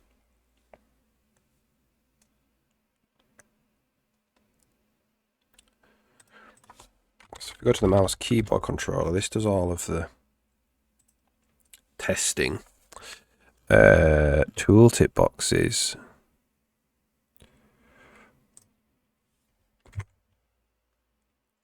Two. Well, they're about the same. Why? So that's good. It's the icon one is working. The bag list tab render. This one is not working. Well, they're like a pixel out. That's fine.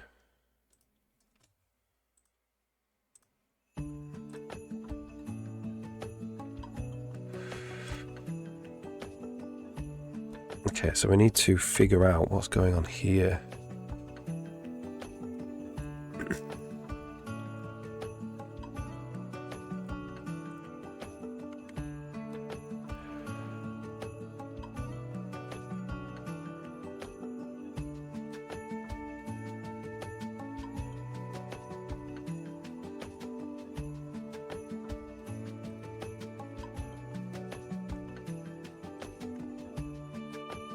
So that is not intersecting.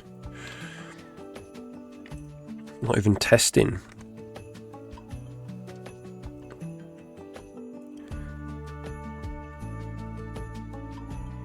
Z. Different Z. So the tab one has got a Z of 1.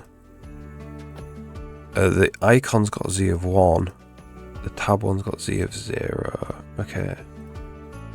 That will be it. So that would be in game menus. The left canvas needs to be set to have a Z of 1.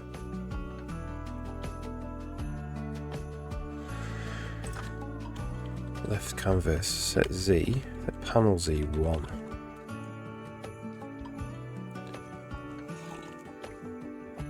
So the left canvas sits above the menu canvas being 0, the left canvas being 1. I think it's got to be it. Yes, there we go, that's it. Okay. That's an annoying bug.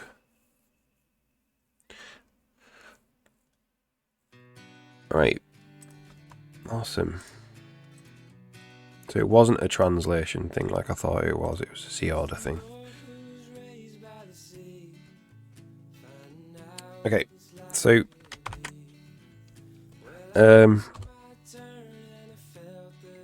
now what happens if we click that button?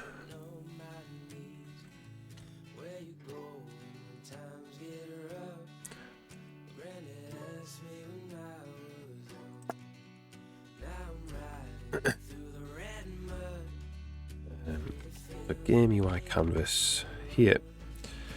So we want to go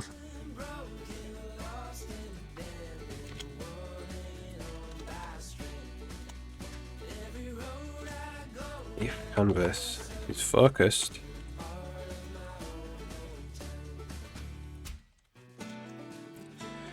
then we want to basically swap. We want to swap the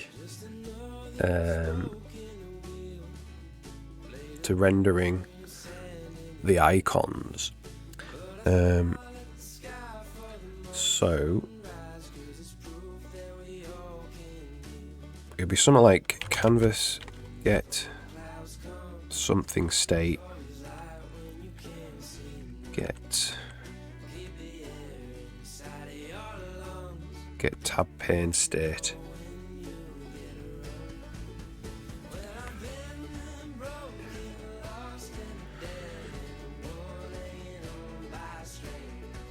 It's got to be a get tab pane state. We need to know the ID, the tab pane ID. So it'd be like dot draw mode equal to E.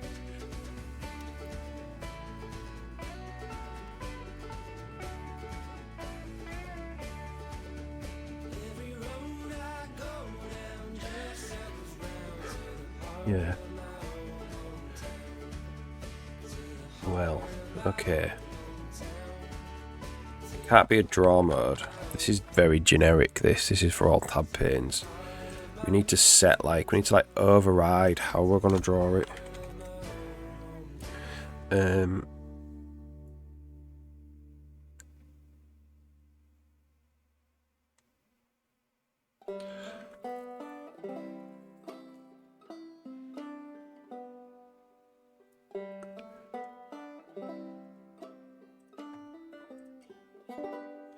Figure out how to do that then.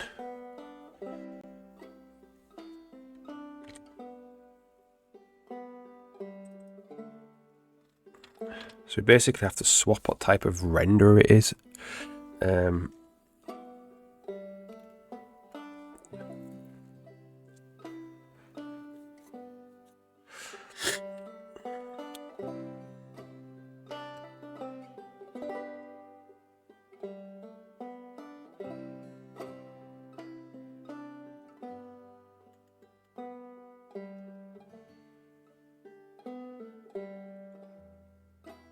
I'm wondering if we have some kind of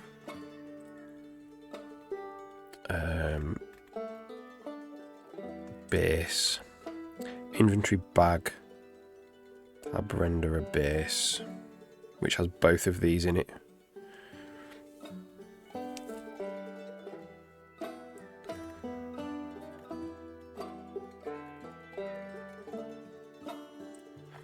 So struct inventory bag tab renderer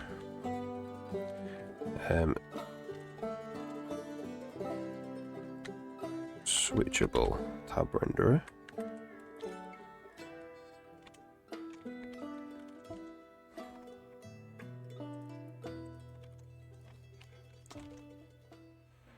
So we can switch between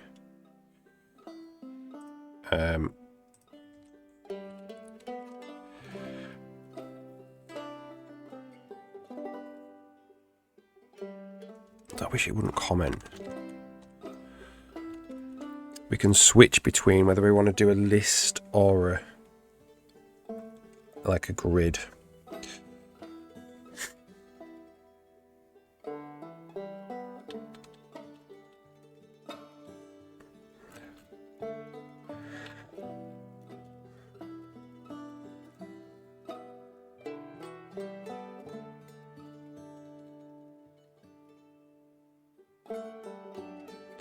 And actually what that means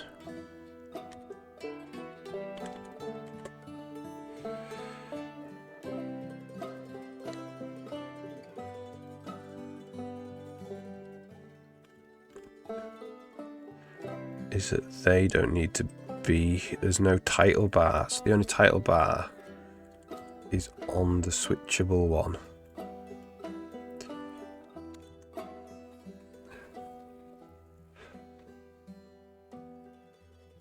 Like this.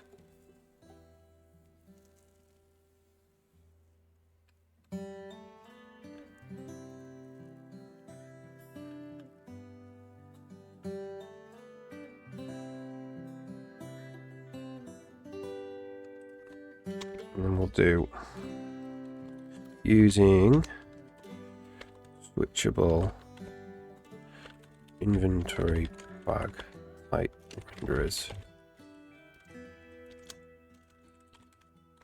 Make a tuple of the ones that are actually switchable, which is this one and this one. And then we want some storage for the renderers, like this.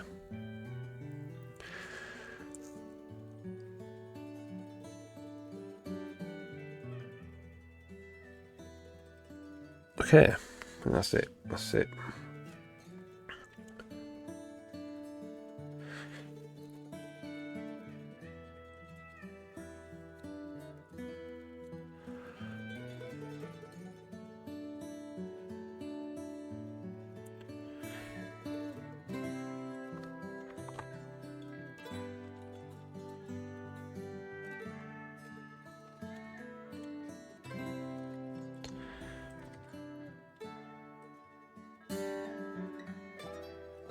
Okay, so get title. Bow width.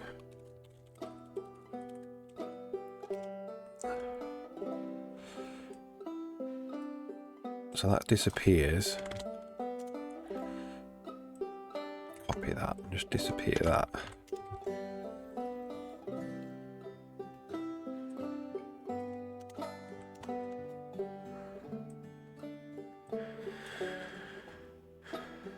So that's return height. That's this.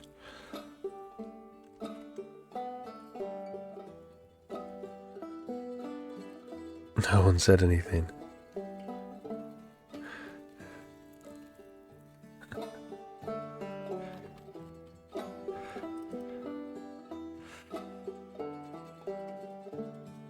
No, it's not switchable. It's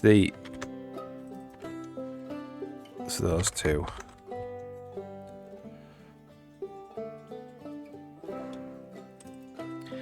Okay, so this also needs the bag ID and the well, it doesn't necessarily need the inventory item exchange.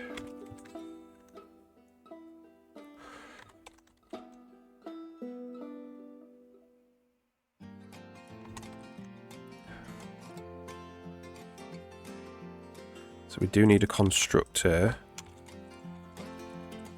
Bag ID. Bag ID. Bag ID.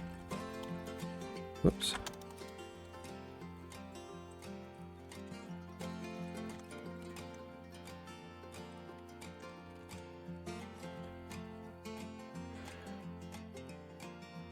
And we kind of need to say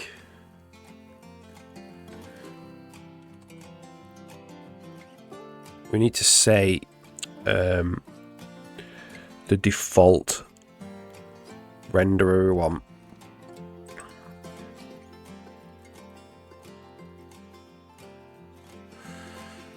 So we'll go enum class e switchable inventory renderer type.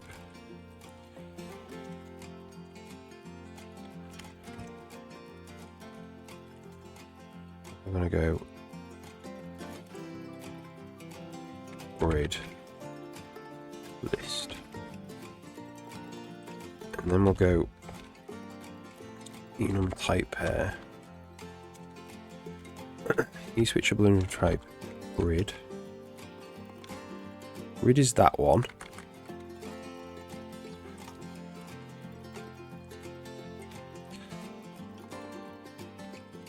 And the list is that renderer. And what we can do in the constructor here is we can pass in the type like that.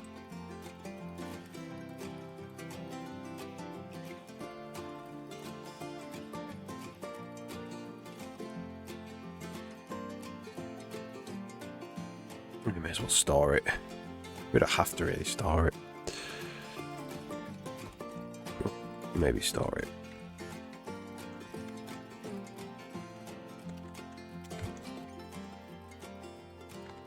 And then we're going to go until true for the renderers.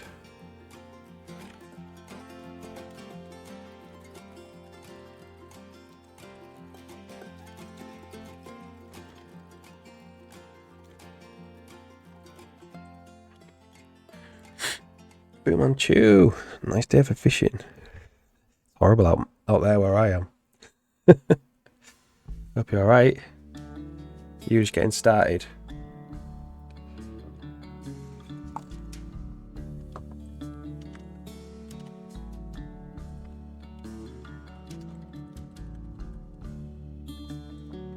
So we're going to go pair. It's the wrapped type of X. The renderer is the pair type. And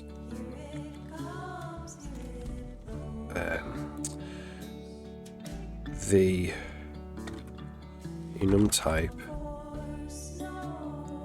is equal to the pair, or the enum value really.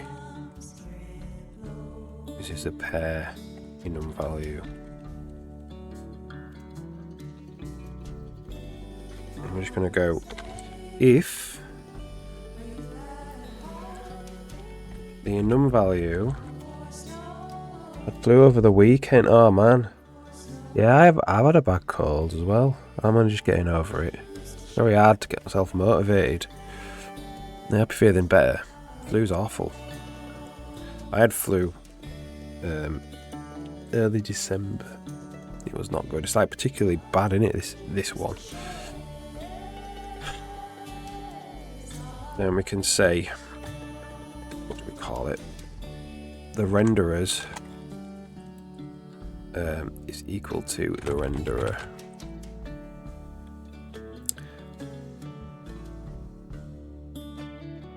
Pack ID.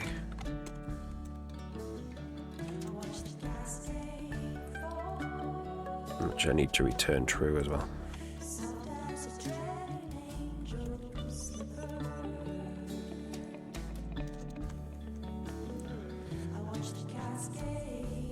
Okay.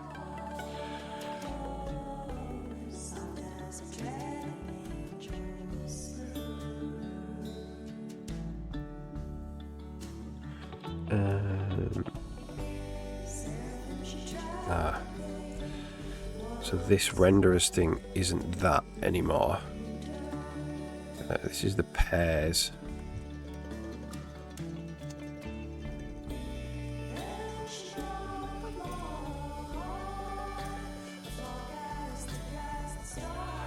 Oh.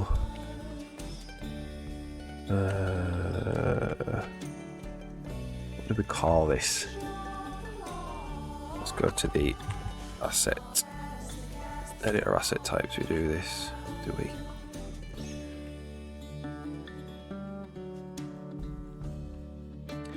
I've got some kind of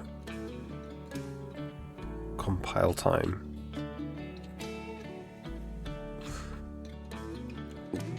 Get the actual type out of. It's not here. Where did we do it? What's it called? We want to just get these.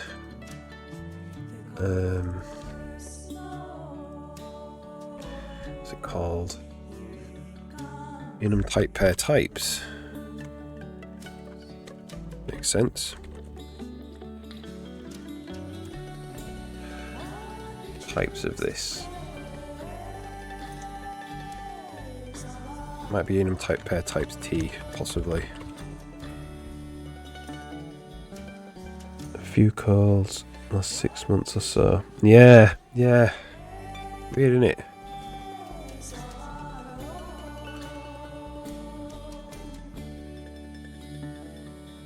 Let's have a look, see why we're using this. Yeah, it is T.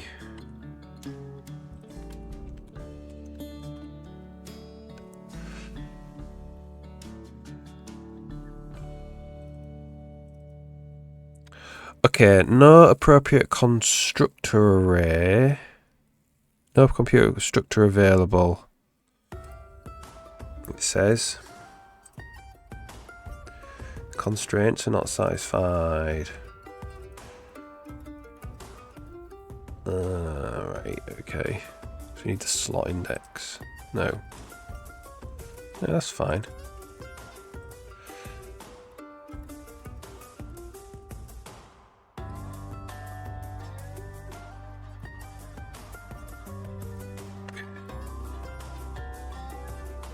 Not rocket science, what I actually want to do here.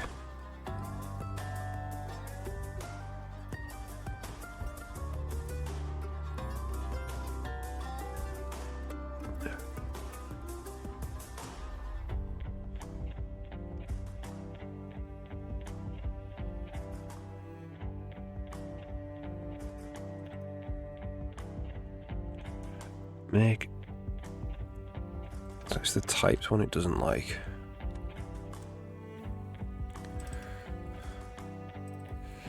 actually have to construct it to do this?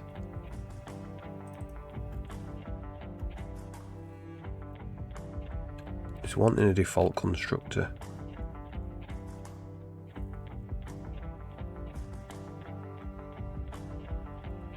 Don't really want that.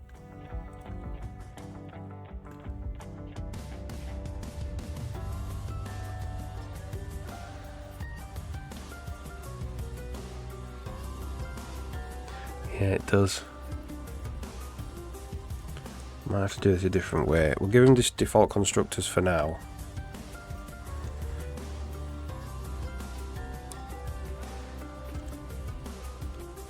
Which is fine. Okay.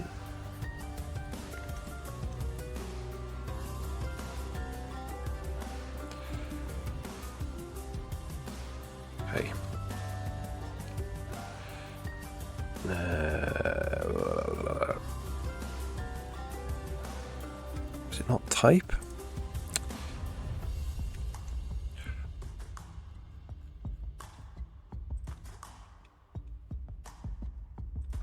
Even type pair. Type.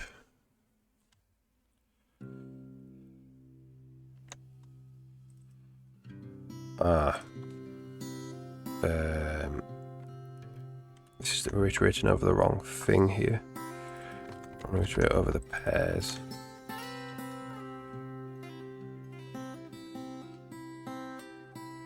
Alright.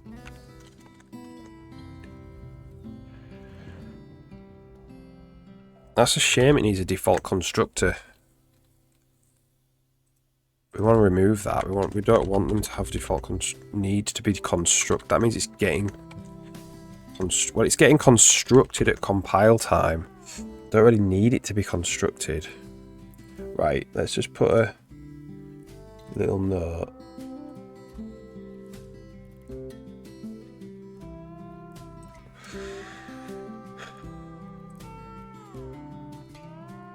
To do. So it's here in type pairs T of tuple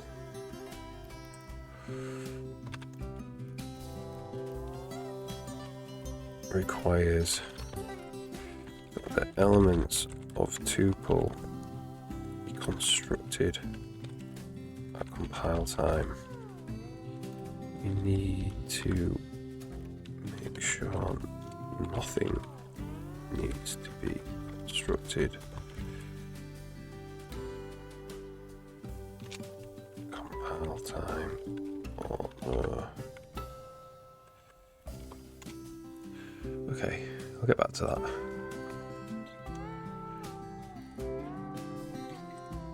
Shouldn't have to construct. What it's wanting to do is construct all these things at compile time to make a list of types, which it shouldn't need to do.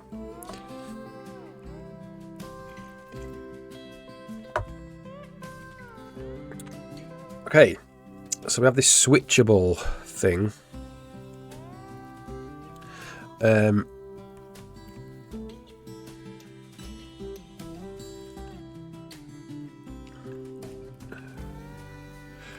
So we may as well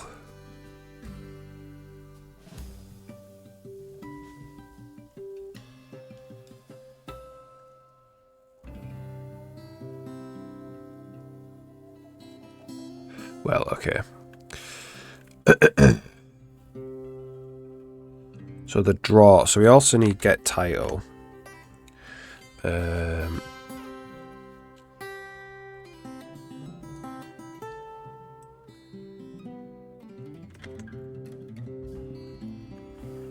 Yeah.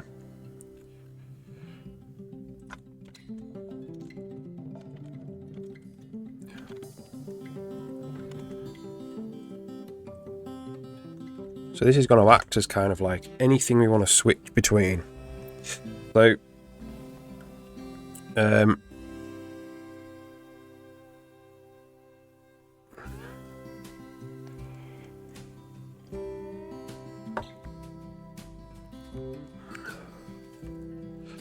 So we want fetch. So we want return fetch from. Fetch from. The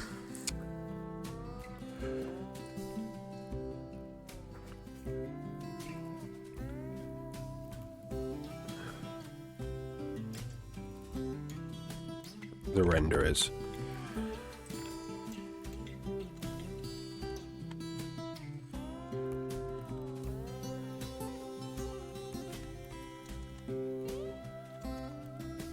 Can't type.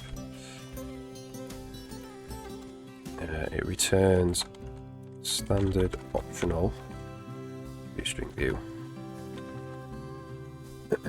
We're just going to go using renderer is the wrap type of hex, and I'm going to say if context, well, if auto renderer equals renderers try and wrap the renderer return renderer get title, else return that.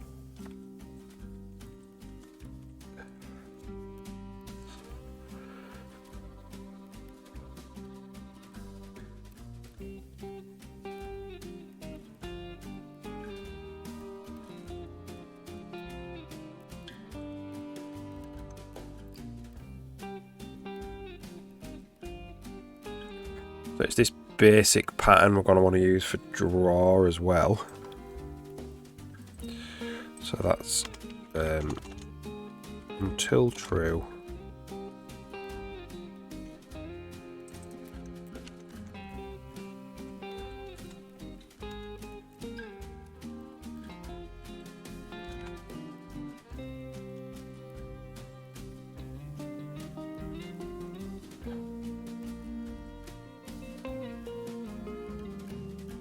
Do this.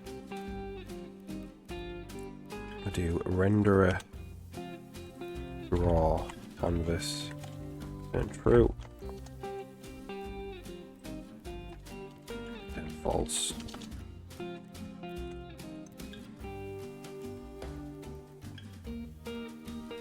Okay. So let's just build this and test it out.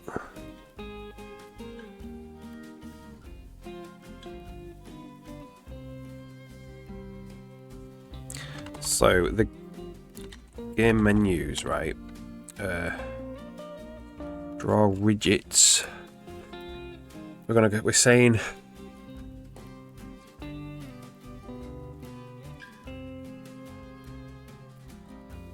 for each bag renderer is in place inventory icon, bag icon, tab renderer. So it needs to be the switchable one.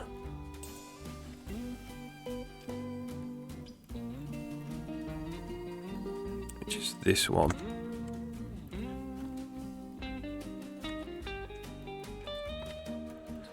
But we want to switch it.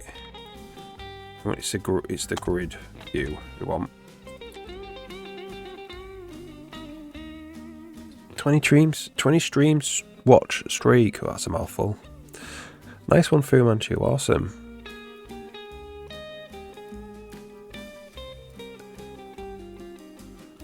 And this is the switchable, but it's the type list. What we might do is, well, that's fine. Shame can't just put that in. We can put it on a new line. Visual Studio knows.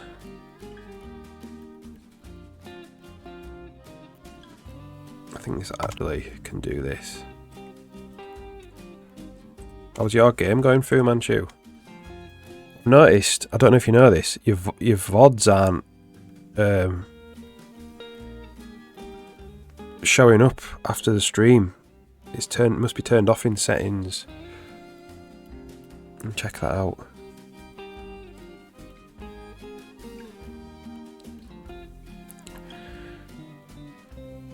So when you stream, Twitch takes the VOD, you know, the full stream video, and then it'll put it on your channel for a week, so anybody can go back and watch stuff. It's a setting you need to turn on. It was turned on, but now it's not. It's a setting you need to turn on to make sure that Twitch keeps your VOD around. Video on demand, I think it stands for.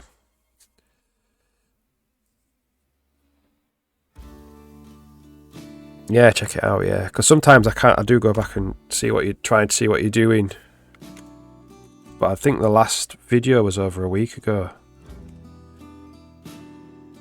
I think what happens is if you're playing copyrighted songs, to stop your channel potentially getting, like flagged, like what's the word, strike. It will automatically stop the VODs appearing just to make sure that your channel doesn't get strikes. But if you know the songs you're playing are fine, then you can ignore it, you know what I mean? Obviously, if you're playing like the Lord of the Rings movie, you're going to get a copyright strike. But I think it's just a protection mechanism that Twitch does to prevent you from getting a strike. So what was probably happening is it was working, and then you got a couple of copyright, not strikes, just like, oh, Twitch might think that this maybe is copyrighted. We better turn the VODs off. Well, that's working a treat. So this is using the switchable now.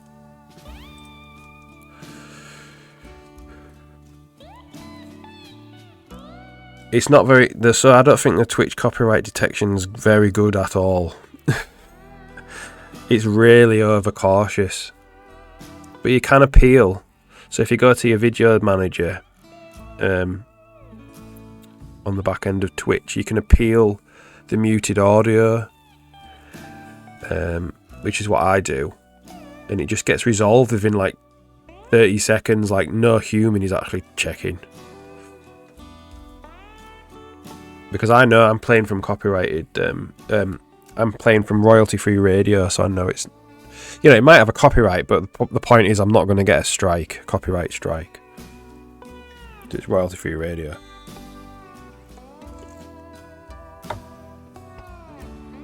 Okay, so now we're in this switchable mode. If it's focused, so this needs to show different messages. I think they both show view grid at the moment.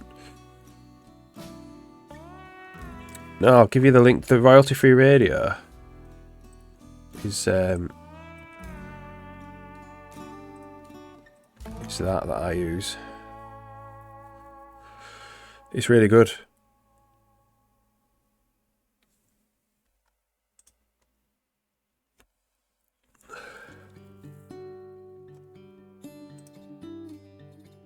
So with YouTube and stuff, it still gets like demonetized if you were trying to monetize, which I'm not. But what you can do is subscribe to Upbeat.io and they'll safe list your channel, even from demonetization.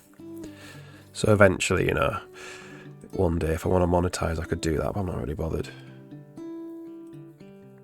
Yeah, no probs. So they both say view grid. This needs to say view list. This needs to say view grid. So what we're going to do is we're going to go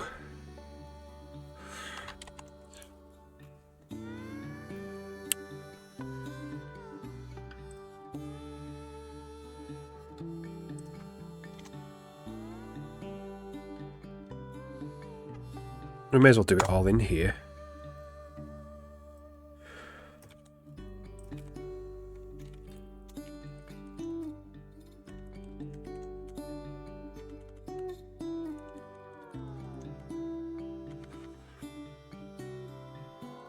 Okay, so this we need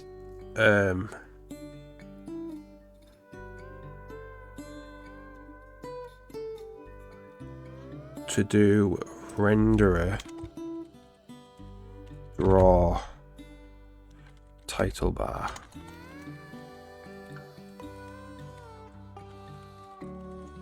And that actually doesn't even need to be there.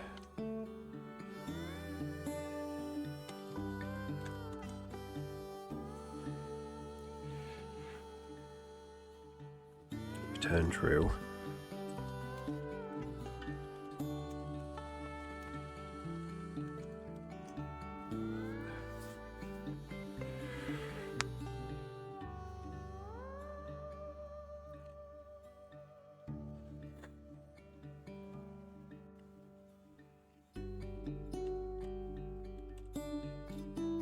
Yeah, that's not working. Not got the title bar anymore.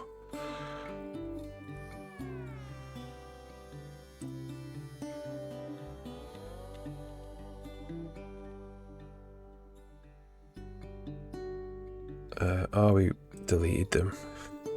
We deleted them, I think.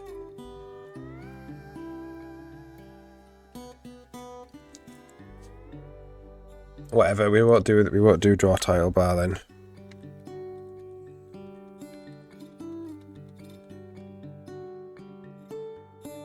No, we do need it. We've just deleted it, unfortunately.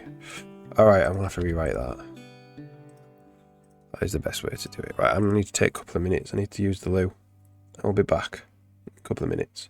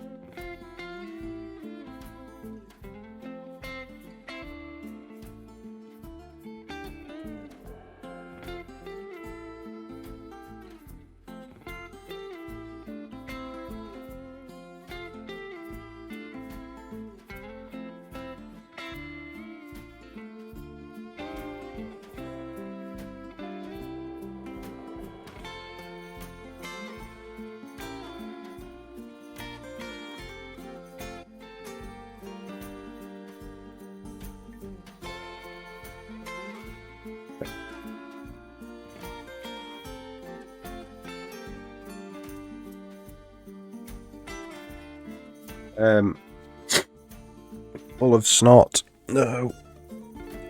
So we need to put these draw title bars back.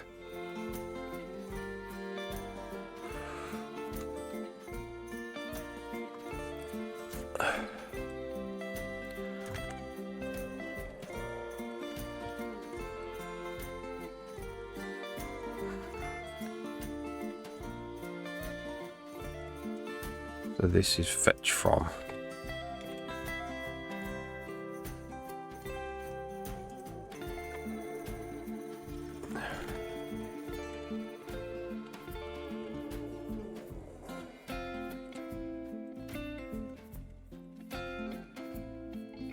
Return result. Not value or 0. This is return this, or return standard optional, but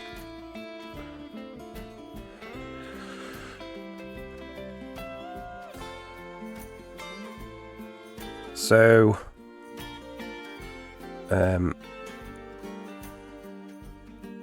we need to put back, unfortunately, these two functions in here.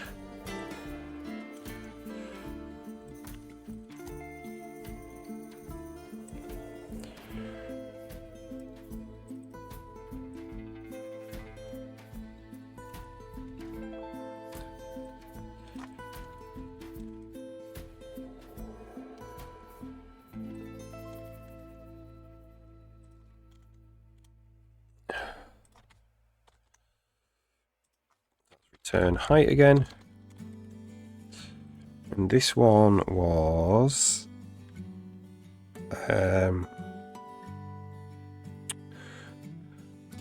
auto box ID with canvas and input box bounds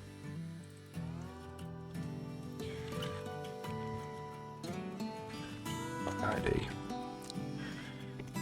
And then it was canvas, a tooltip, the box ID. Text is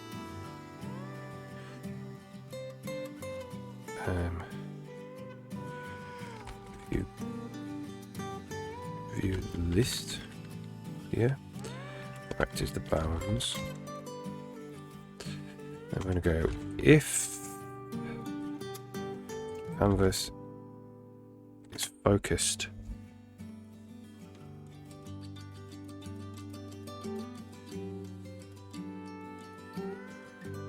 No, interesting. Okay.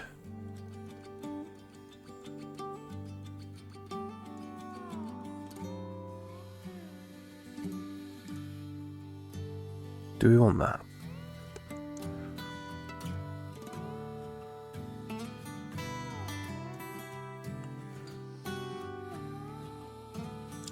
I think I take that back, you know.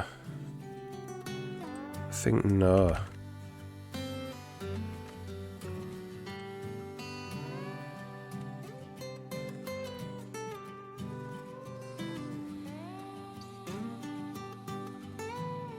think no.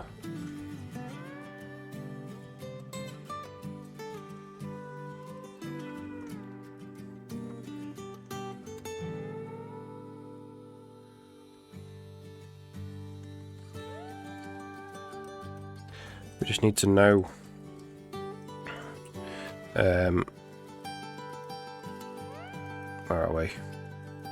Alright, we need to return true.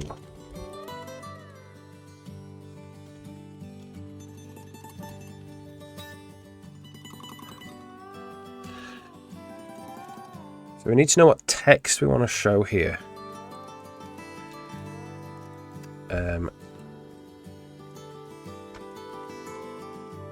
So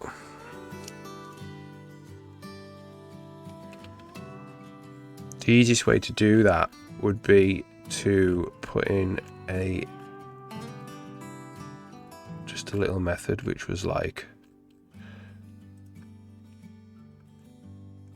get switch text or something.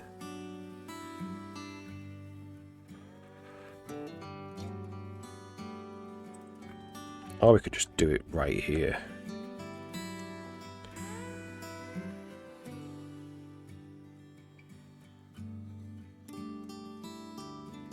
We could just say switch view. Or change view or something.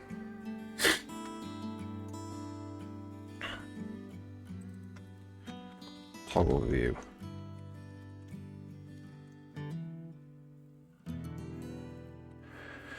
So that needs to be localized. So we'll do that now.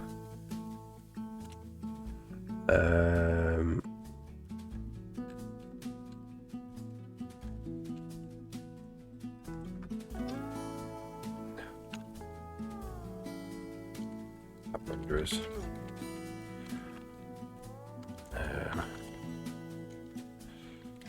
Toggle view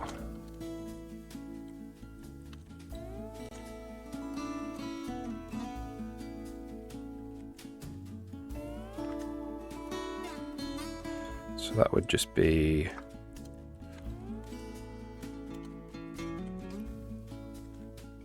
whole view. Okay. So if we press this, let's just check this works. If we press this button, we need to move to the next renderer in the chain.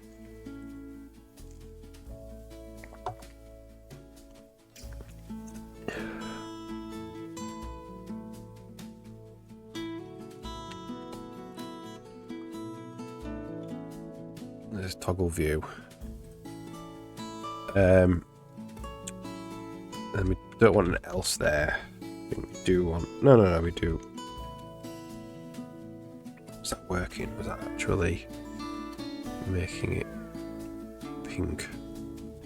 Can't remember.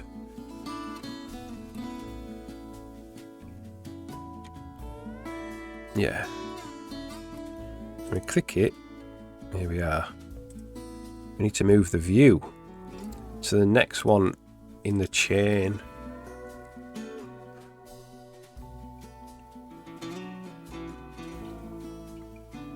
So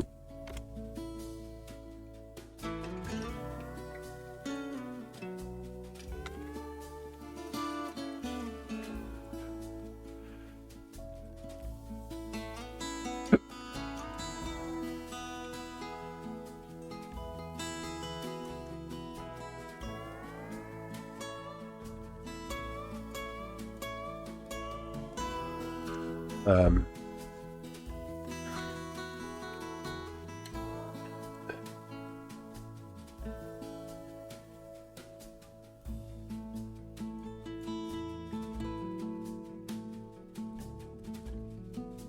gonna go next chain index. Next chain index is less than standard double size V of this.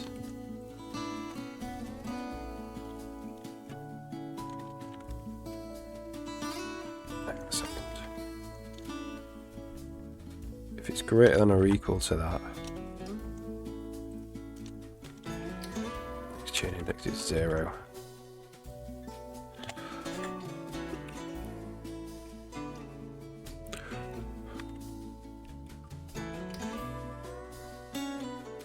And we do renderer. I've got our renderer equals standard get.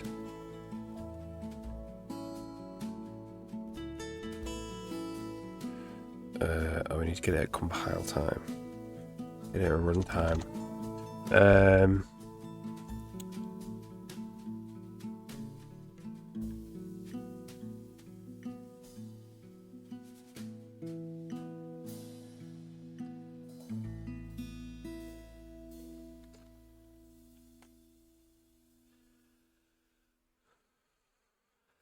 Yeah.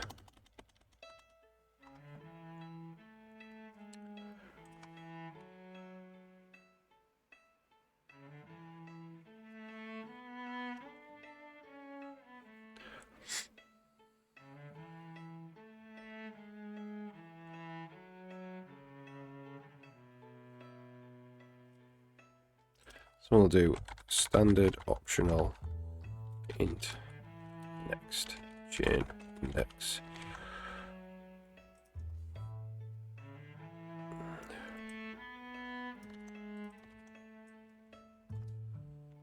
Nice that.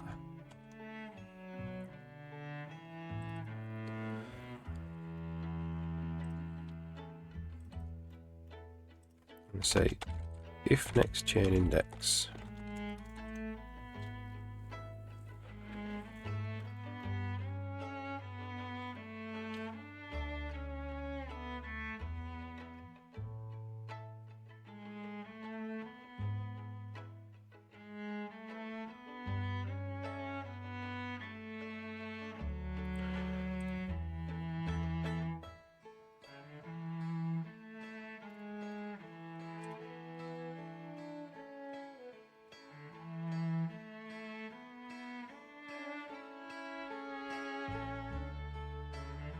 Must be a better way to do this. I'm going to have to loop over them again.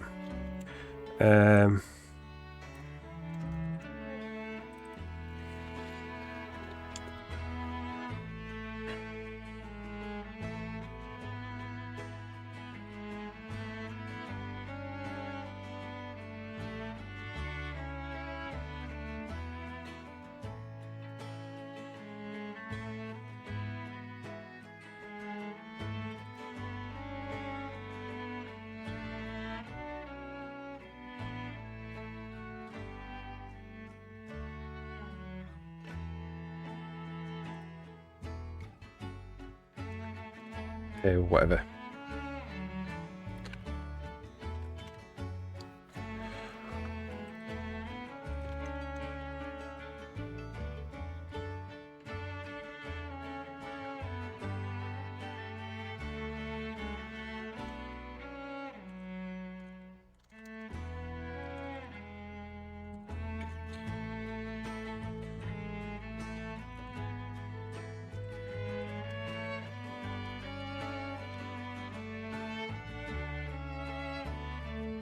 So this is using next renderer.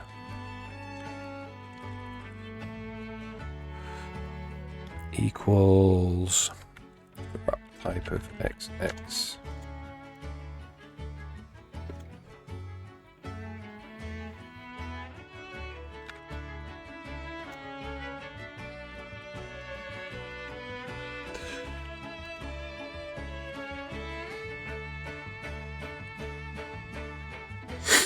Okay.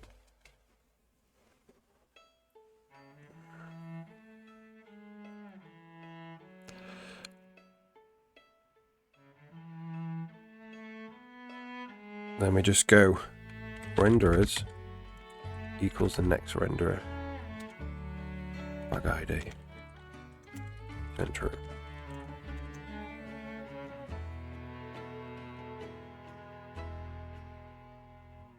Okay. See what happens.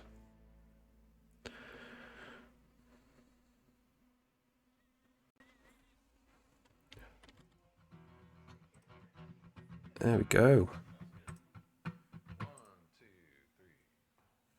We lose our button.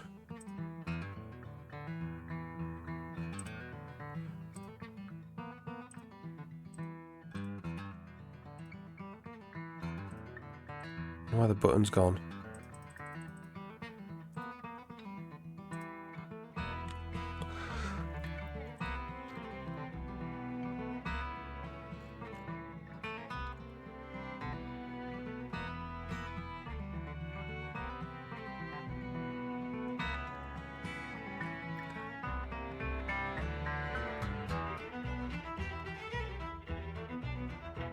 So we are swapping renderer, like. So I wonder if we are swapping renderer halfway through, looping through renderers. So I might do it this way.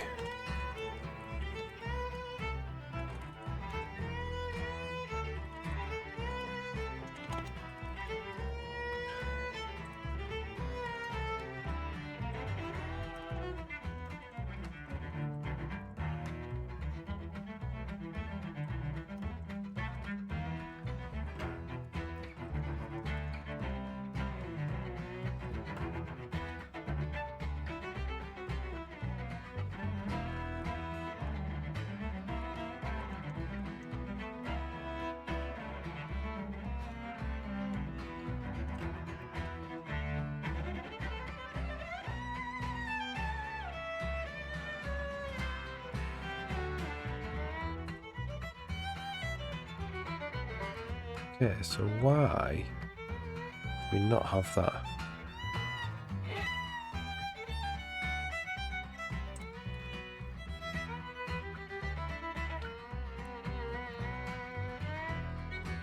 We're adding the tooltip in.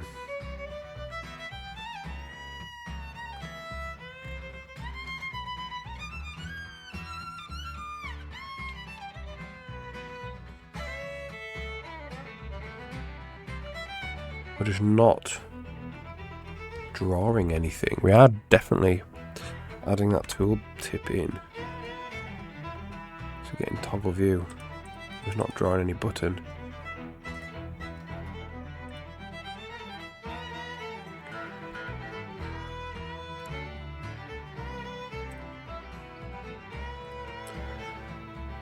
Okay, so let's make this one a list.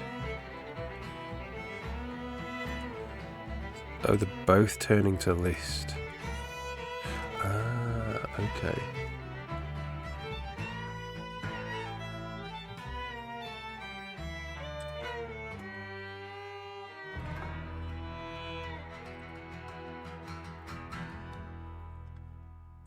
Weird.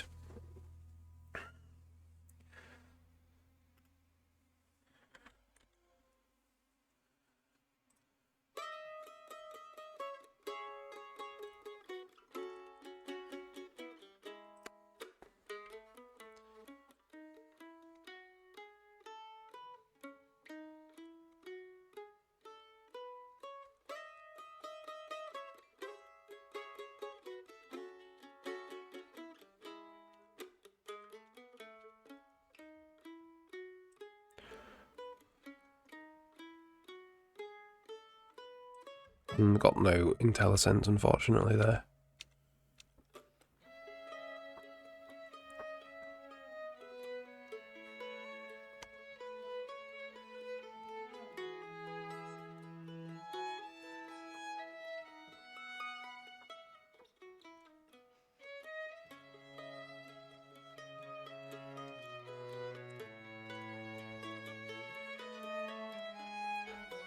Okay.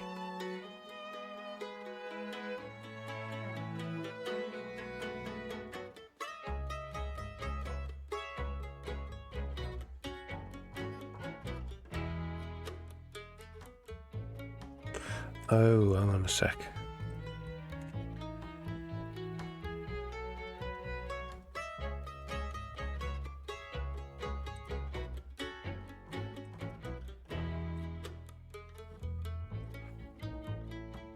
Why is it not working? Oh, there we go. Yeah, there's a problem with the physics update there.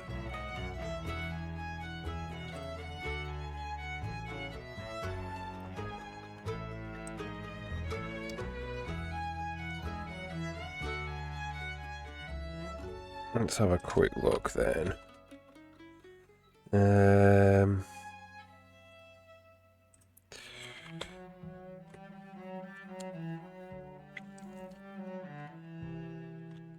Game menus. It's this one.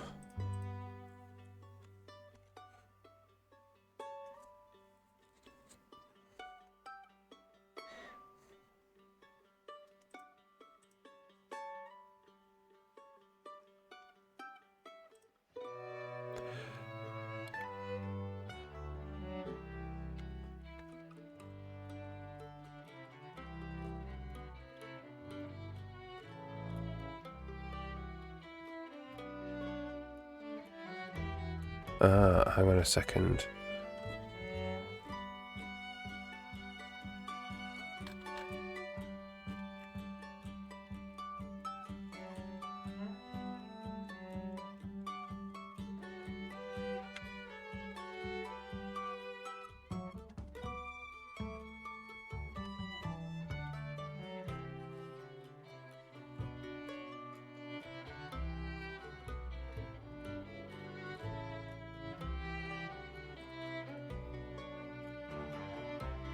But it's staying focused. That's the problem. That's what's happening.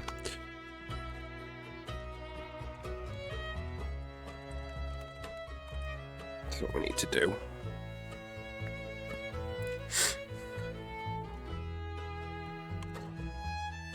There does need to be some static state for this. This is not going to work. It's immediate mode at the moment. Yeah, it just immediately swaps back.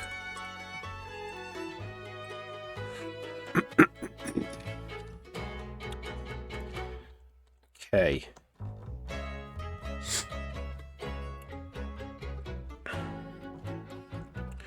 So that means the switchable needs to get some state on the bag. So struct inventory bag. Well, yeah. Inventory bag.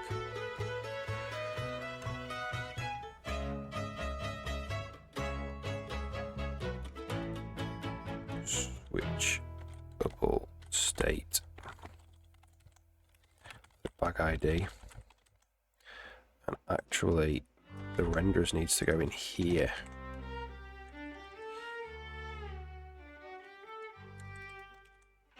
So we need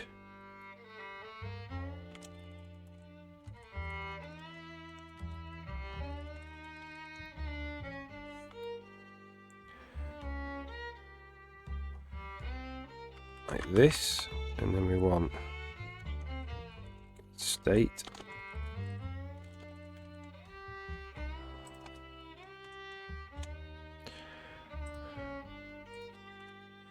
Which is just basically go through all the bags, all the state in states. Well, hang on a second. Do a little bit better than that. We'll go bool.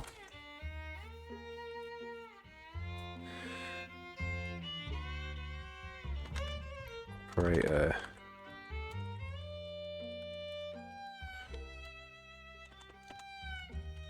Bag ID.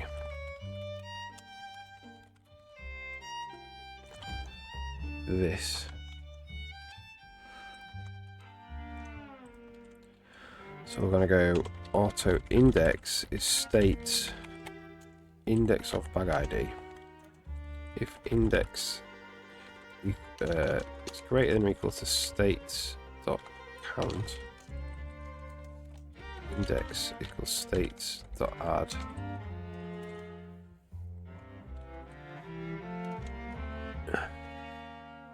Switchable state. Bag ID is bag ID.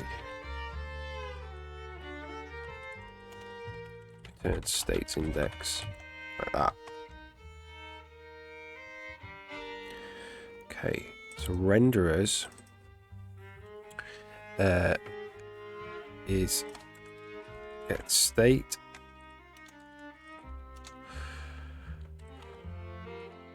renderers.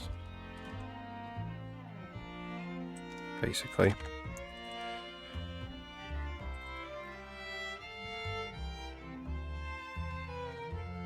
So I'll do this here.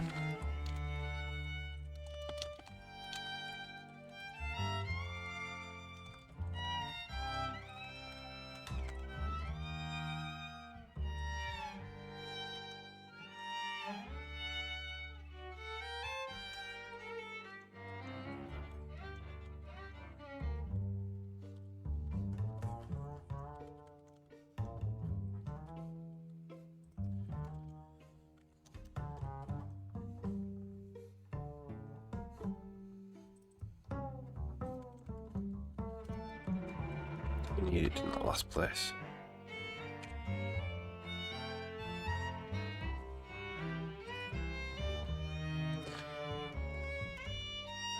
We do.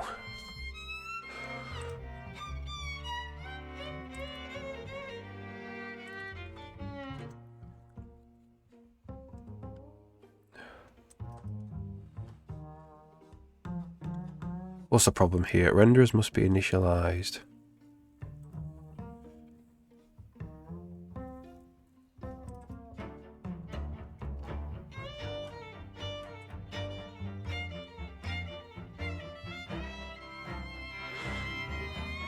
Can I come across it's const?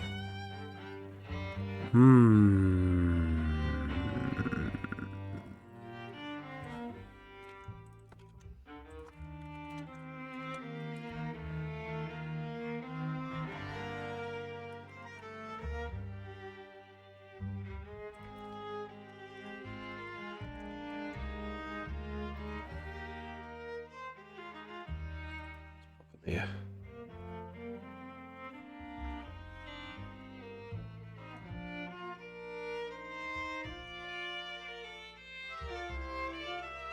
Still const.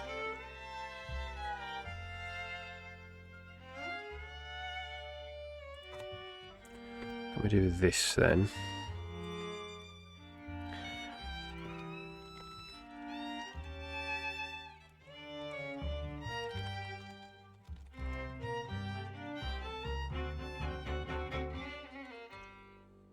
I don't know if this actually has to be in the header file or not.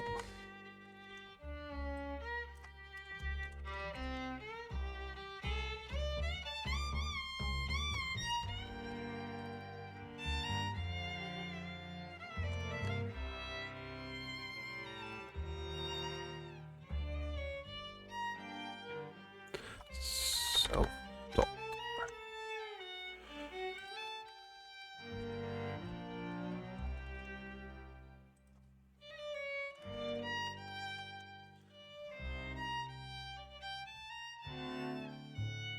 Can this go in CPP file? Is that allowed? Seems to be okay. Not sure about that though.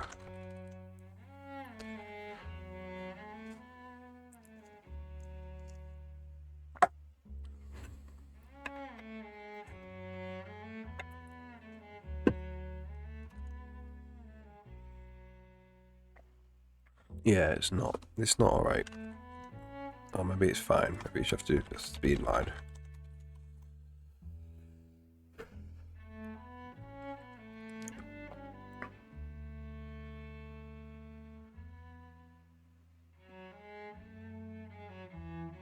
Now let's see what happens.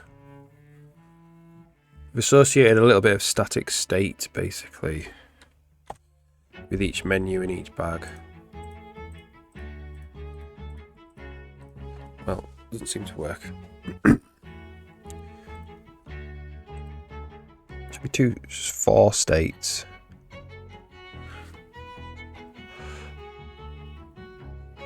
Yeah.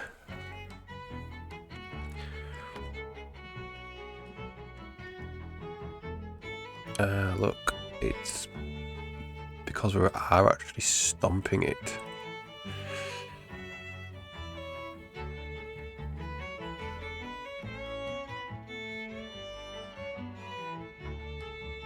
Okay, what we're going to do is we're going to go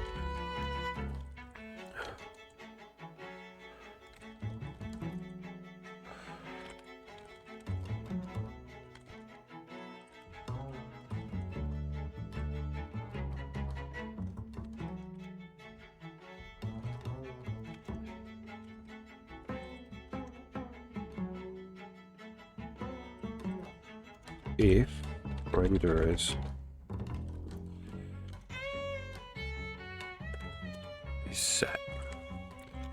But actually what we want is if it's not set,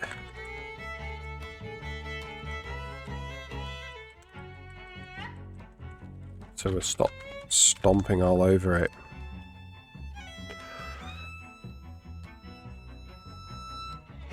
What we're doing is we're like creating it every frame, but the state persists. But because we're creating every frame, we're just overwriting the state. There we go. So we can turn that into a list view.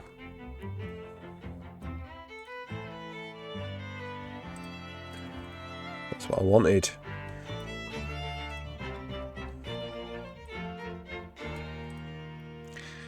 So the next thing I need to do is that actually needs to get saved in the save file, I think.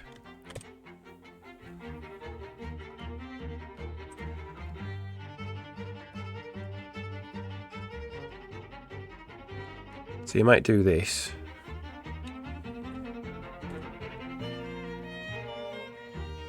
But then when you reload the game, what does it do? When you restart the game,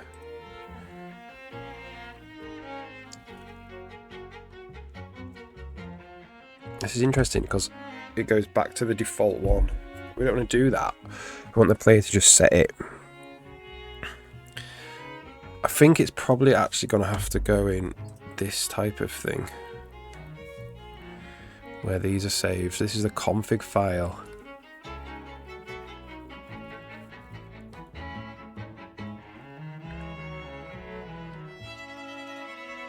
Yeah, we'll do that. So we need a config file entry for it.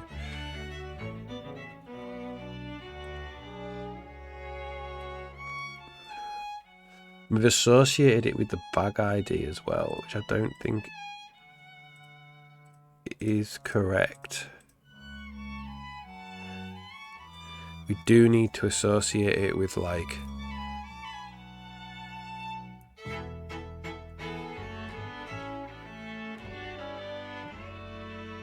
yeah, okay. It's not associated with the bag ID.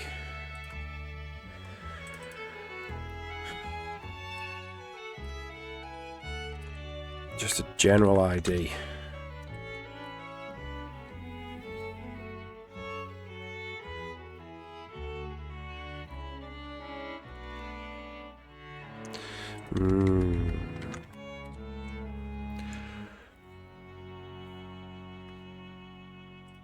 It needs to be associated with actually the left and right tab pane itself. It needs to be the tab pane ID. Really. Or the left and right. It needs to be associated with either being left and or being right. So then in the shop, because that's going to be left and right as well, it's still the same. Okay.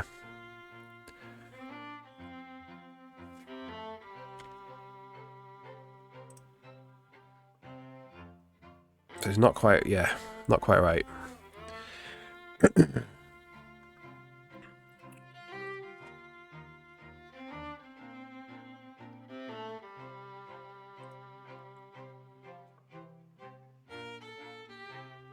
So we want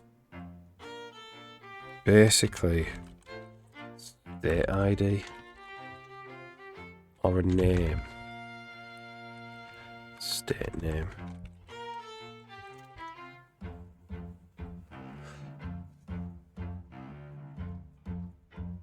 Really?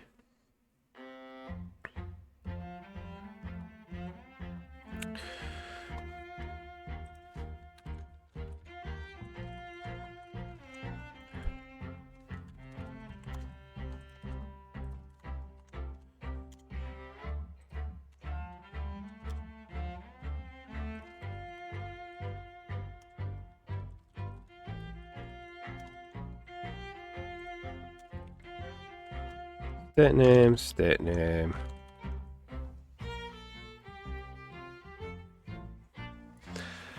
Yeah, and the renderer is for state name, not the bag ID.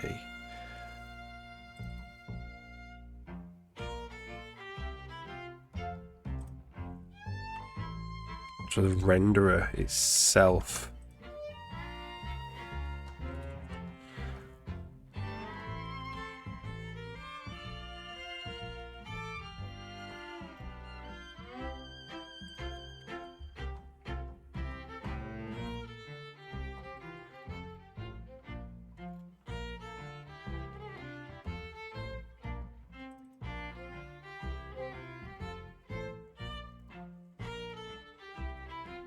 So this actually needs to be the state name.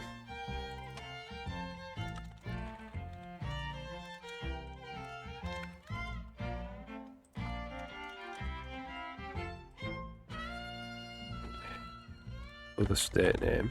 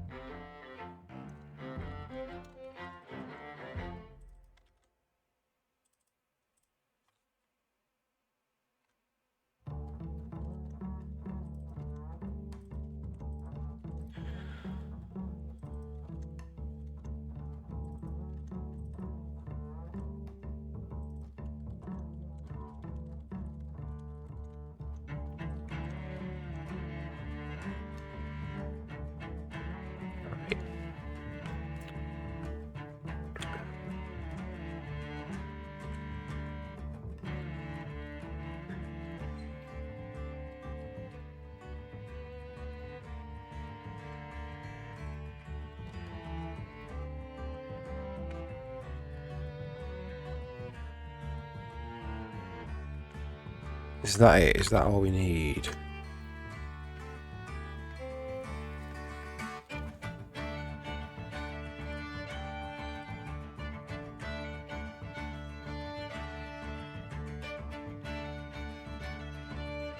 That's the name.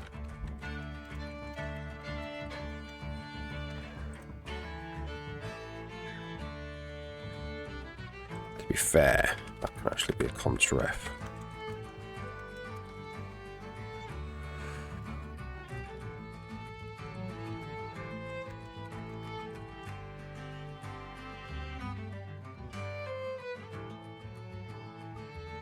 So now it's bound to a state name.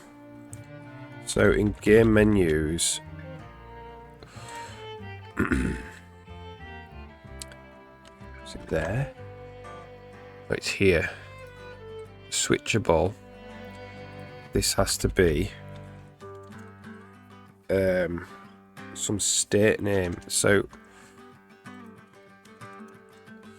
we're going to have them as static const expos up here.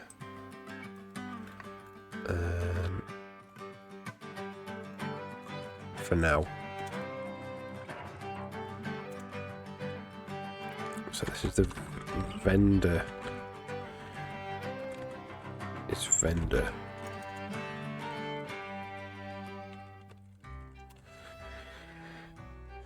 Oh, happy birthday. Enjoy.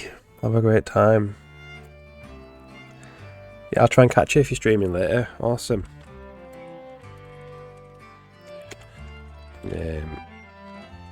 Player.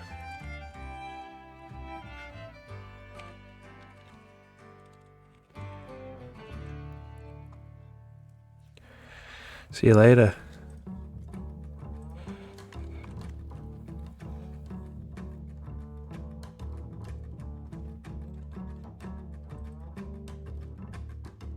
Okay, so this would be player, and then the other one would be the vendor, and we can use those terms when we do the menus and all sorts. You know, whenever there's a vendor list of items, we can use the vendor state name. When there's a player list of items, we use the player state name.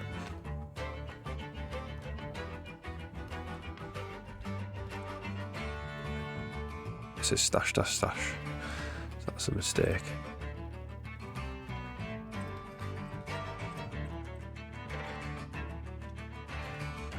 So that would be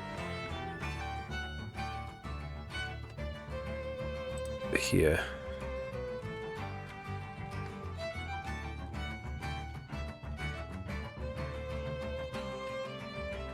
So it's create the player and the vendor state.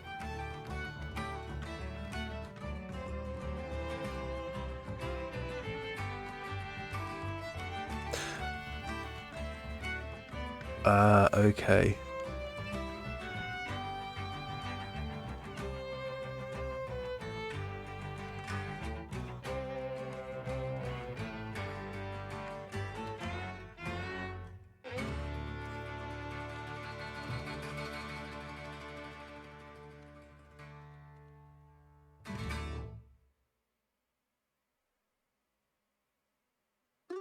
Bag ID. Bag ID is 1. Bag ID is 5.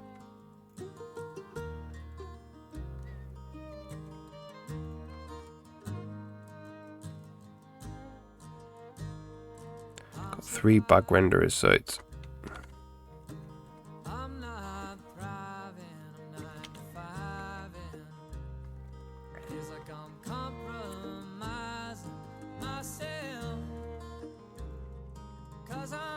get title.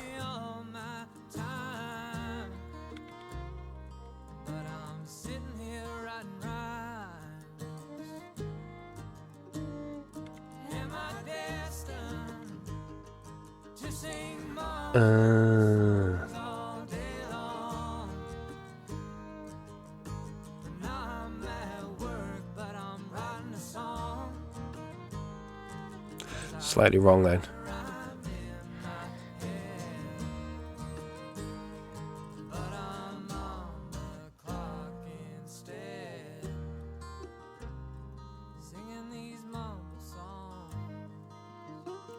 Okay. So it's just pulling out the first state all the time now because we've got the same ID.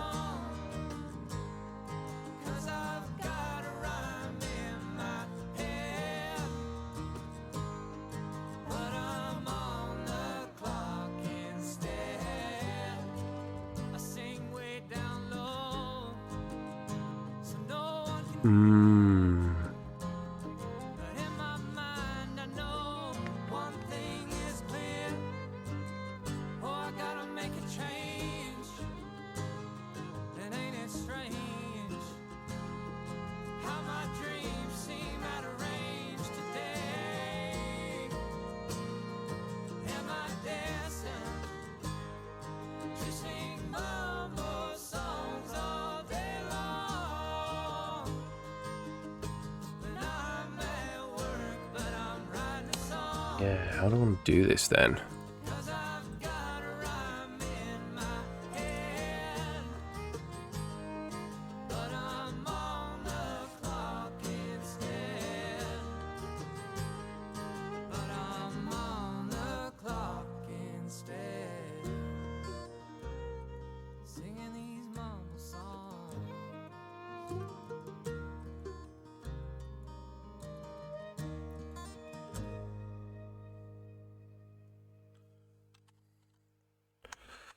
Go back to bag ID.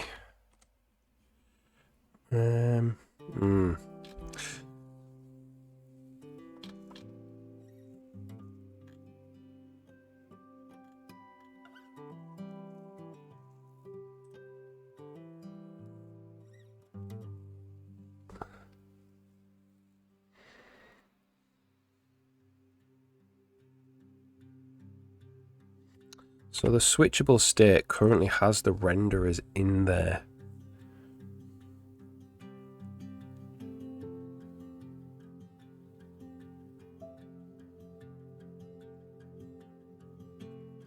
So it's getting the player or the vendor state name, and they've all got the same one now, so we can't get the other renderers.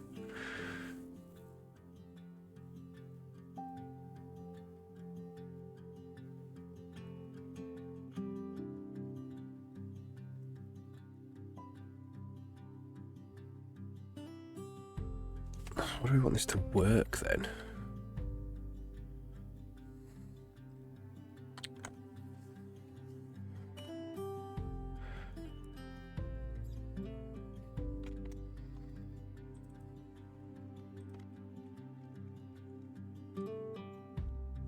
What was it? Where were we? That's name, other state name.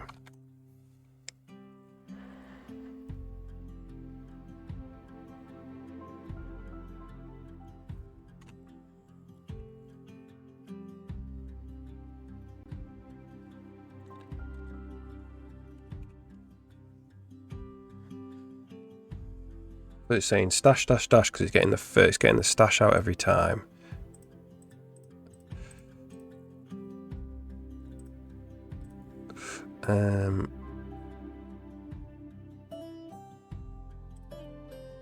Let's have a look at the bag renderers.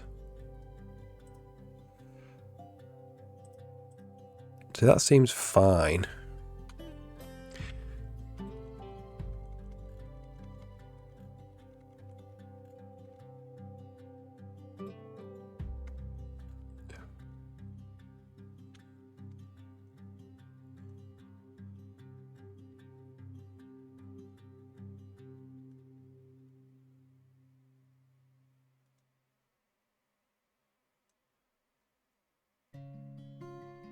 So I think we need a get state.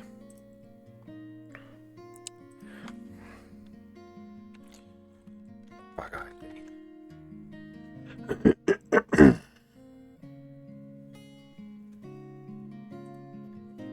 Correct.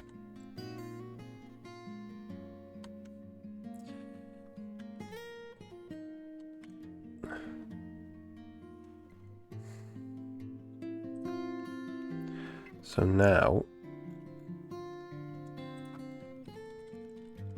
we want the state for the particular bag.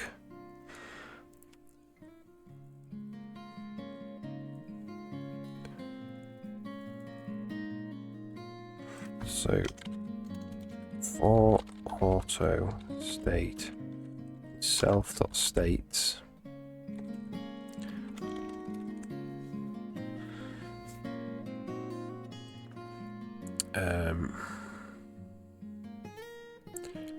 where bag ID is bag ID.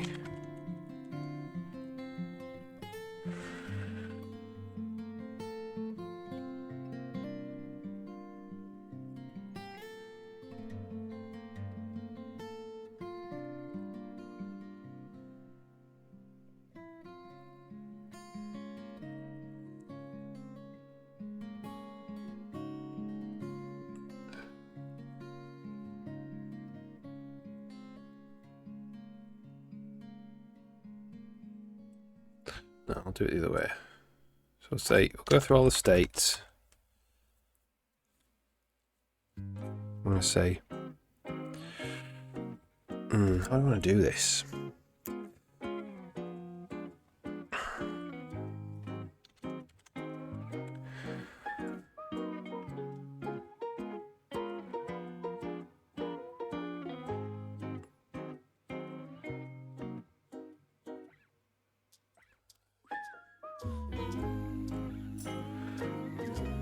We basically need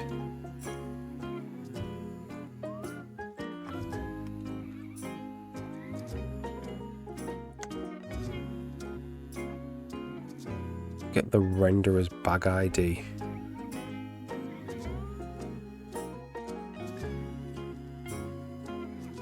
Yeah. So we're going to go for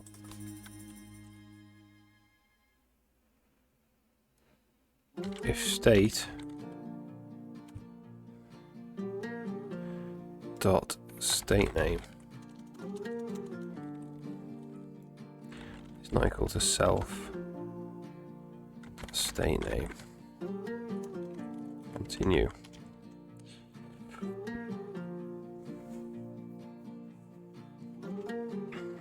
And then this has got the renderers in it.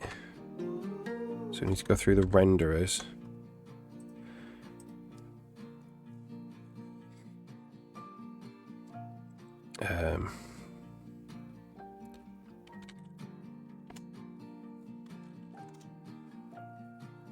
So it'd be until true.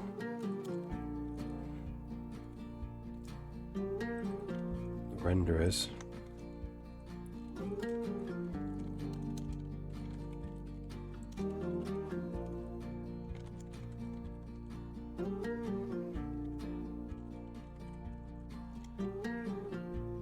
So the renderer is a wrap type of X.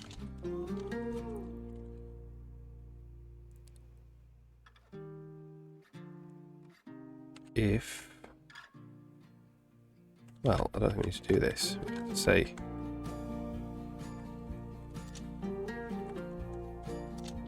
if x.bagId equal to the bag ID, turn true.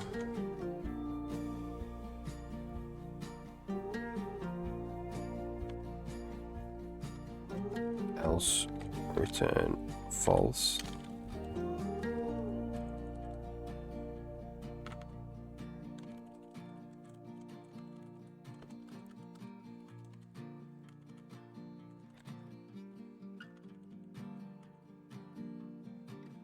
Then auto correct bag.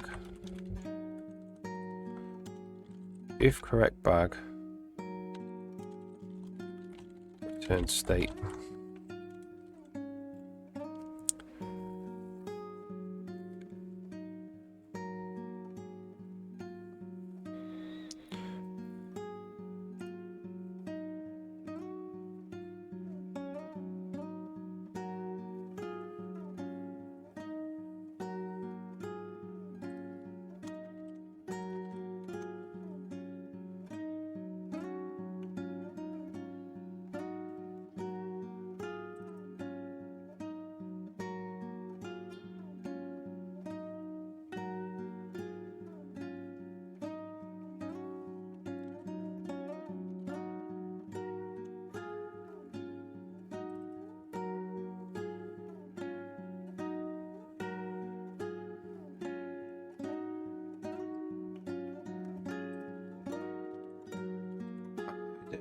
So we actually have to return state for this bag.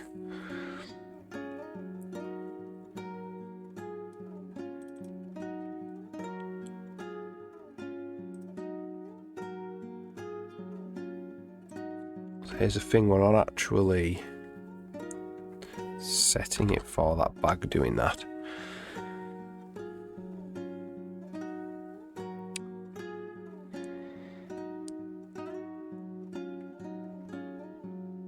So this means this has to be optional opt ref, really.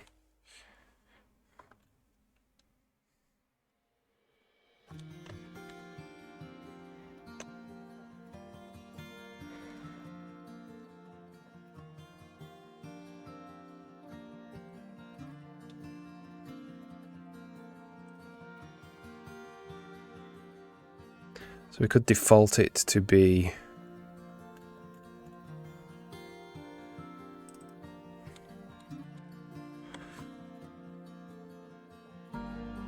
so we could do this, and then we could say self.state index renderers is equal to some kind of renderer.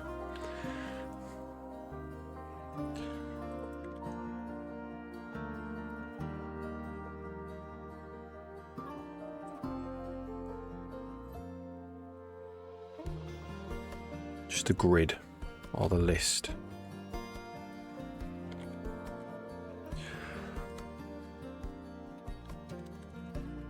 Standard get 0.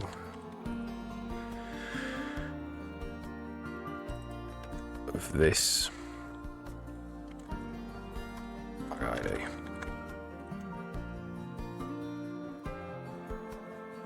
Something like that.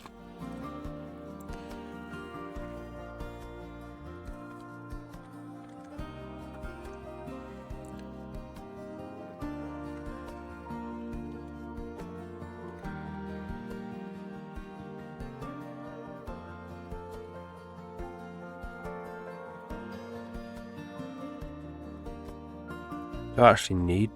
Yeah, we don't actually need to do this because this is not.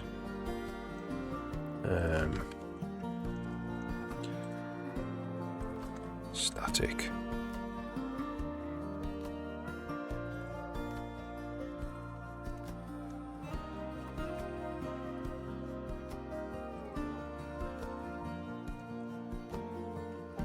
Breakpoint there to check that.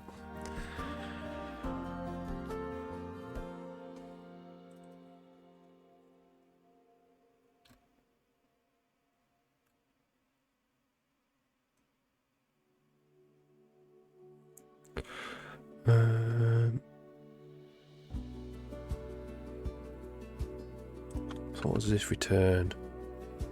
Inventory by icon array renderer.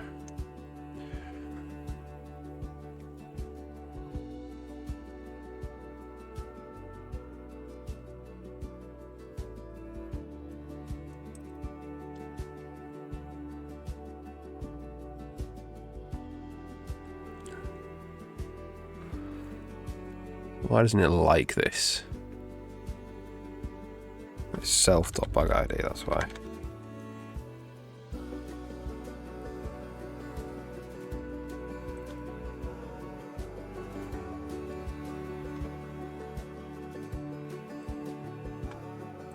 I can't do that.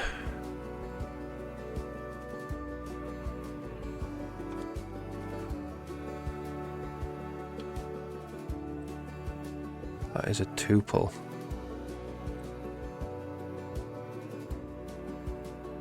That is a tuple.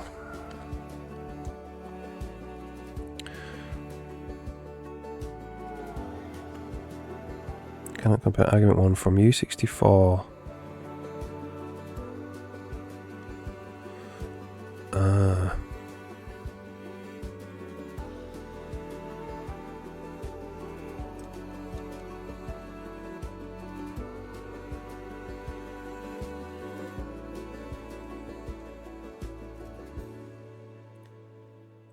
Sandal tuple element T. That.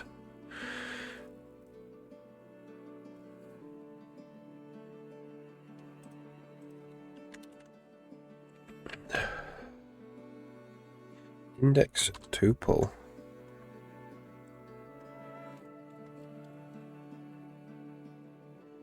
Oh, it's wrapped types.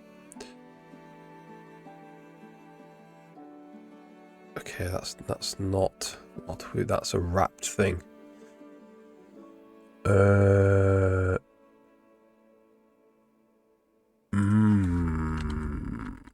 we'll just do this. We'll default it to this one.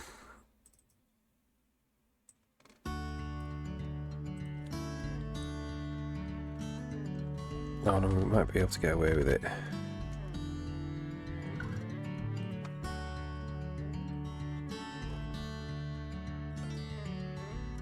Well, that seems to be think it's the right thing.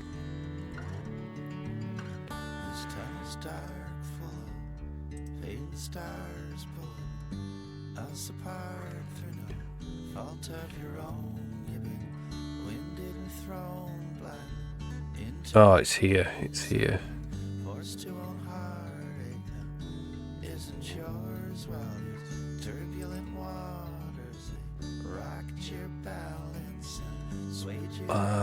Okay, so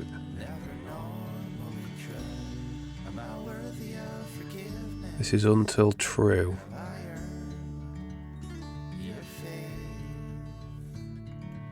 So we need to do this.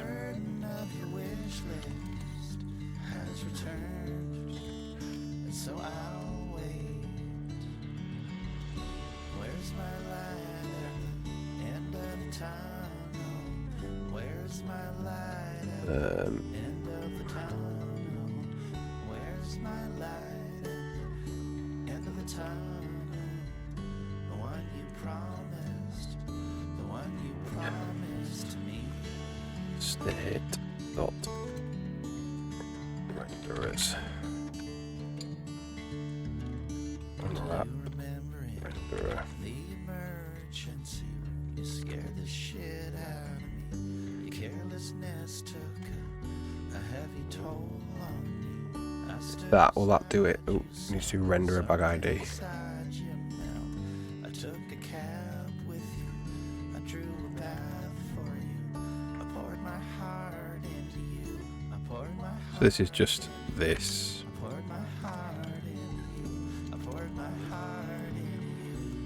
Am I worthy of forgiveness? Have I earned your faith? You know, the further out you drift, the more you turn our love away. Where's my light at the end of the tunnel? Inventory switchable renderer bag ID is itself.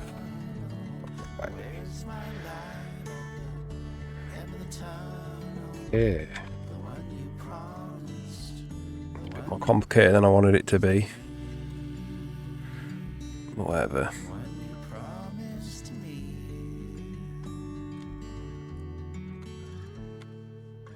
This time Drunken sloppiness, 4 a.m. stumbling, missing time. It is set now though. Sketchy half-truths, So putting out fires. I'm sick and tired. Putting out fires. It's just been one thing after another. It's just been one thing after another. Where's my empathy? Where's my compassion? Where's my that means they're both gonna start just a hot as mess? grids. Couldn't care less. He thinks he knows best. He's taking wild guesses. Am I worthy of? It's still not actually working. Have I earned your faith? I'm at the mercy of your wishes. They've overturned all my grace. Where's my light at the end of the tunnel? Where's my light at Still the end of the tunnel? got a bag ID. Where's my light at the end of the tunnel? The one you promised, the one you promised to me. So that is the correct one.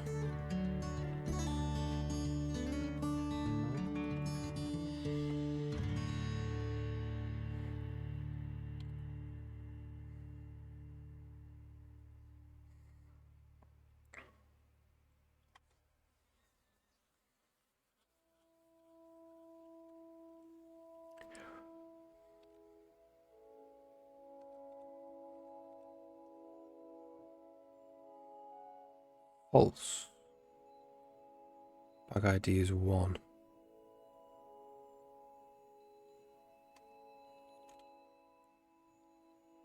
Okay.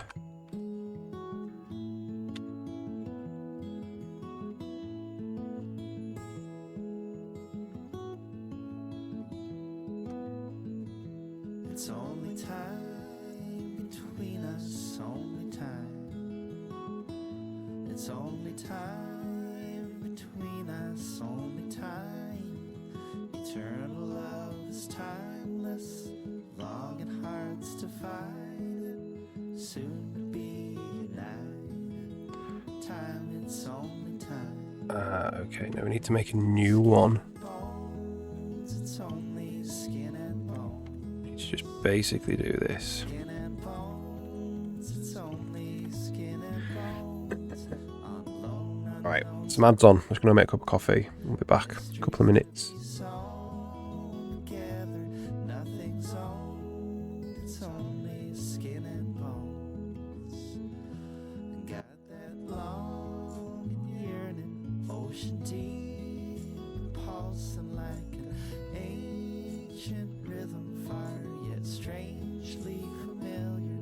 Miss your face, as gentle as a monarch, selfless, strong and rare as orchids, soft as snow.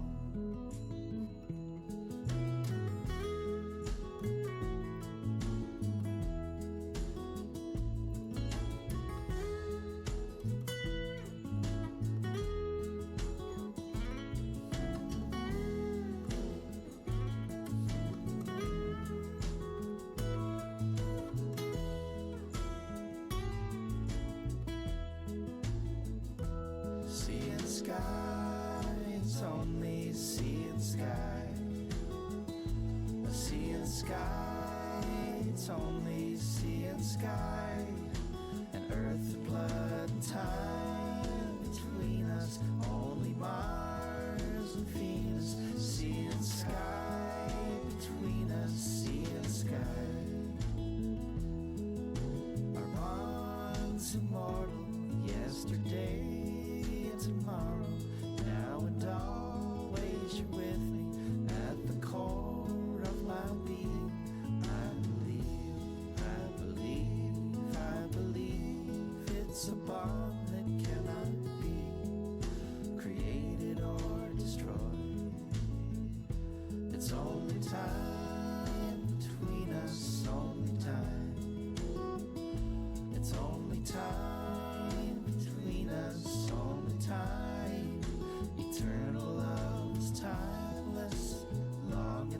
Okay.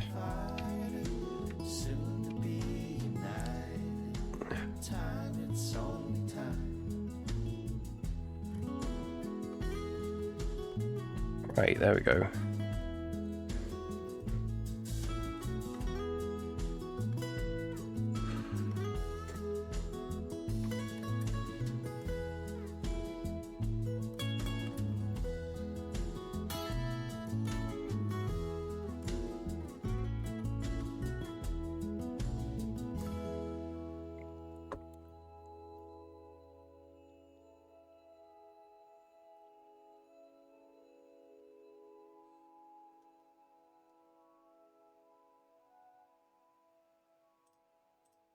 So what we have to do now when we are doing this,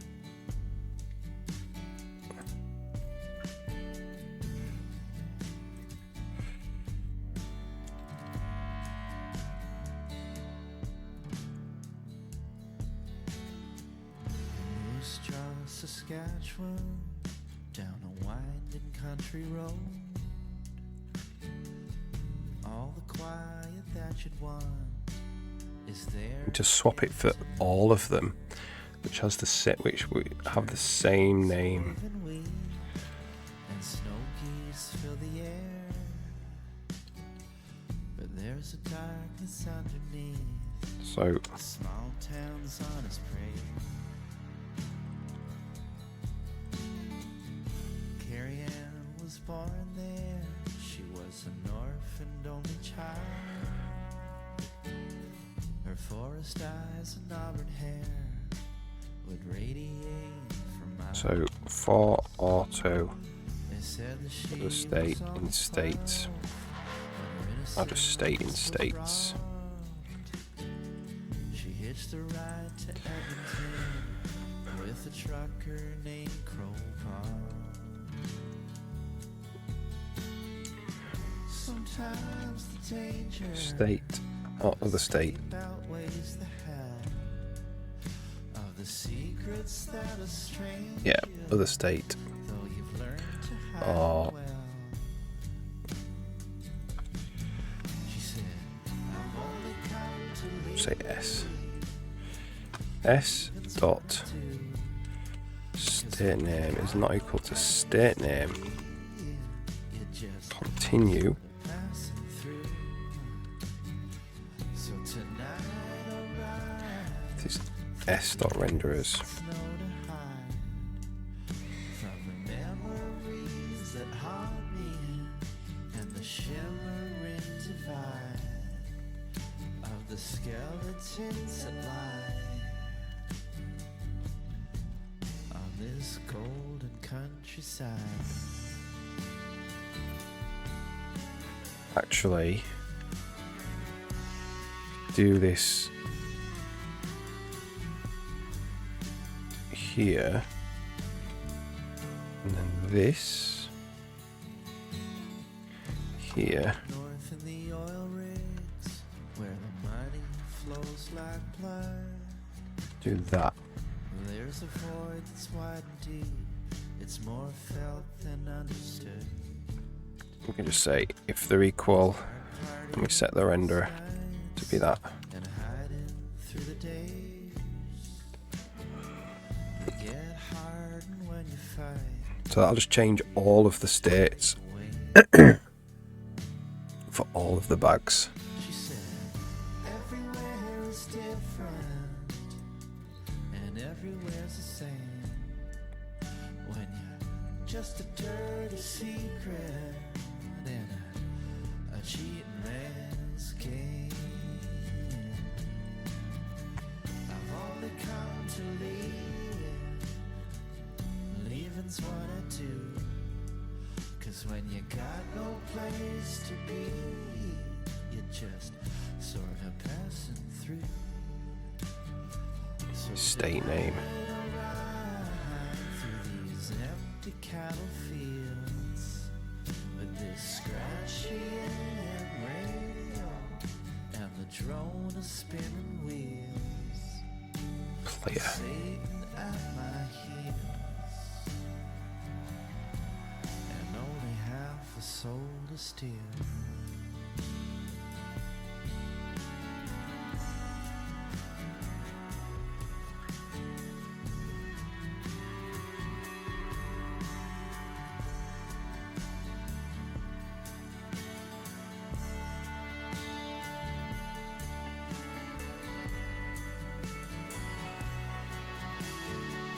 I wonder if there's an easier way to do this.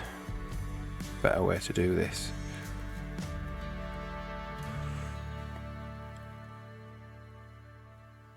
So all the player ones got set to be... Yeah, I think we're going to have to do this a different way, because then if we add a new one in later, it won't be the right one.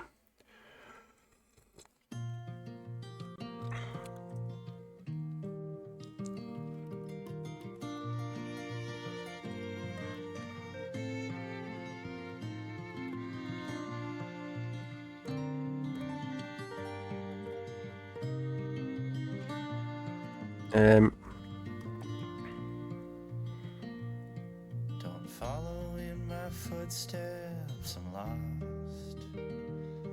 Don't follow in my footsteps, I'm lost. So let's do it a different way. Let's say I felt it'd be better if our paths never crossed. type is unknown, Follow in my footsteps, I'm lost. and then we'll just set the type. I left my family with a broken home. And Left young and steals with the devil in my bones. Don't follow my footsteps, I don't know where I'm going. I left my family with a broken home. so the type could be in Fortune of the state, like this. So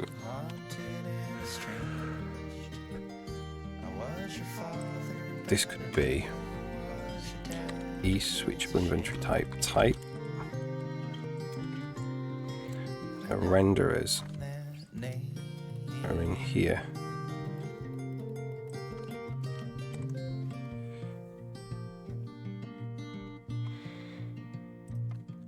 So it's like this. Crooked, fake, and staggered, and they've never gone too far.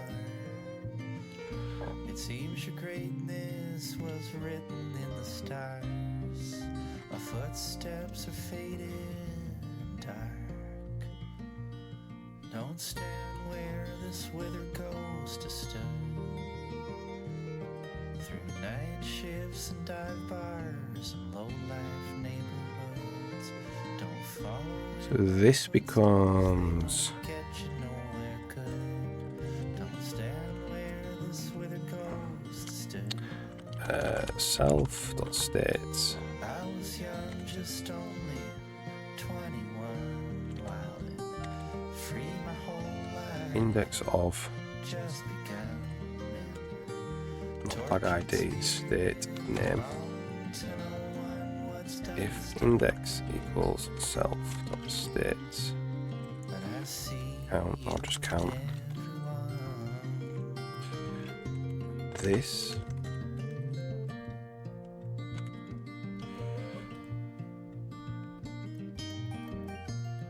And we need to know the type. Forget me, I'm Think. a stranger to you. Forgive me, I'm a stranger. My heart was never true. You have my eyes and my bad blood too. Forget me, I'm a stranger So we do to you.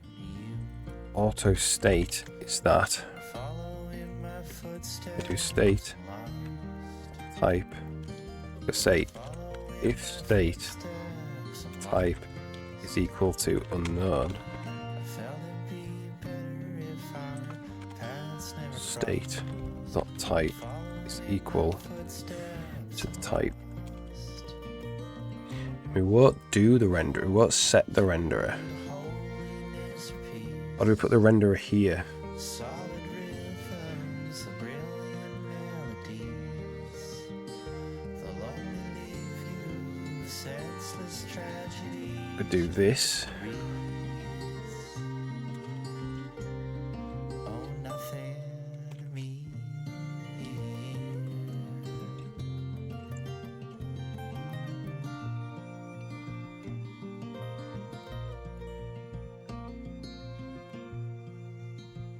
So we don't even need to do that. I don't think we need to do that.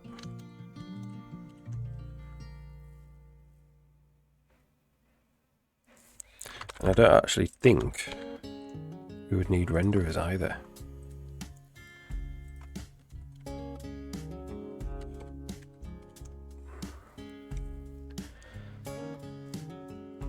If I stumble from grace, if I give in to hate, show up ragged and gray, $1 short in a day late. So we could go for each pair, we could go Through the cracks, monkey claw in my back, until true falling off of for the into obscurity, duped and faded to blind. Give my things to the my pairs.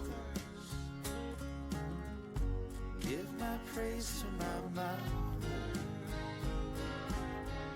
Tell my lover I love her. If I stumble from grace,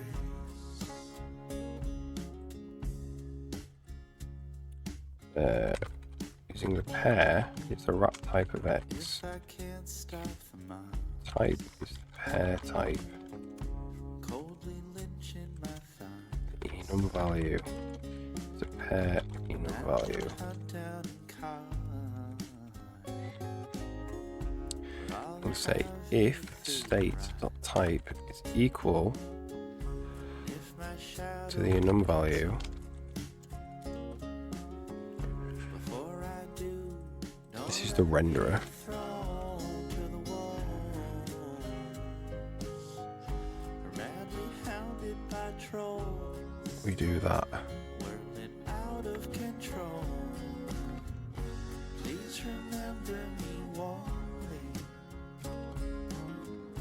Bless my memory and mourn me. Pray my angels Basically, if I stumble from grace.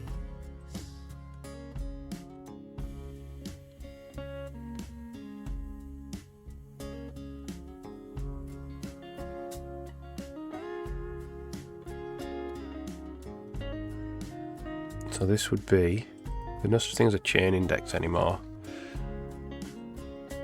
This would be E If I next drown renderer fly, type. a vile rage in my blind. My masterpiece is a dime, just wheels spinning in the mud. And if my memory fades, tragic wistful of craze, my whole life's out of phase. The only home I've ever known is set ablaze. Just think of Next is going to be equal to my the at its kindest, standard mercy to underlying if we stumble value. from grace. That's one. If I stumble from grace.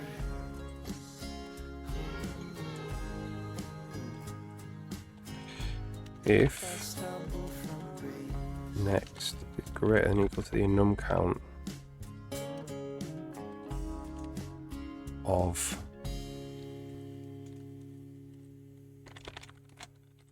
next equals 0.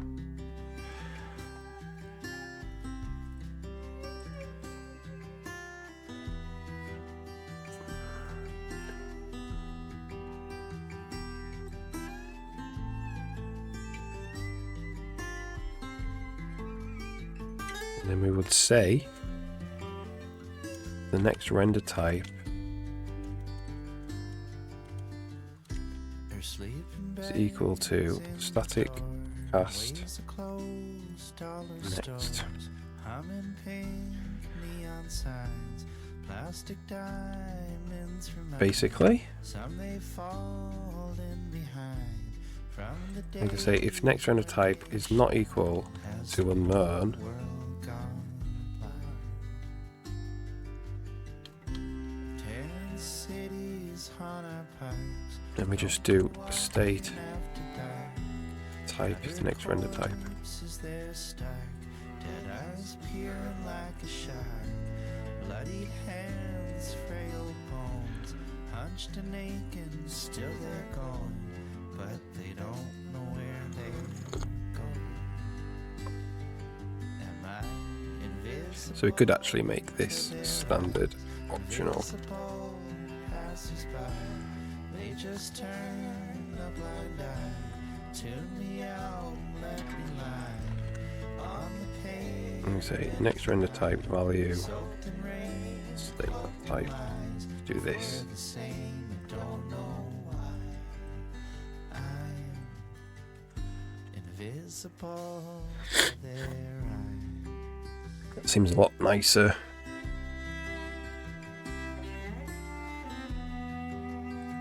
So we'll do state equals get state, and then we'll go through the pairs again.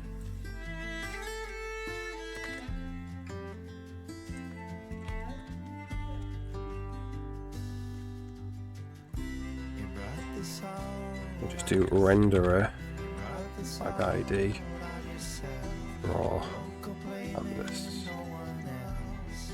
And as far as I can tell, you don't deserve no one's help. You should have known your demons well. Do this. Burn your own hell.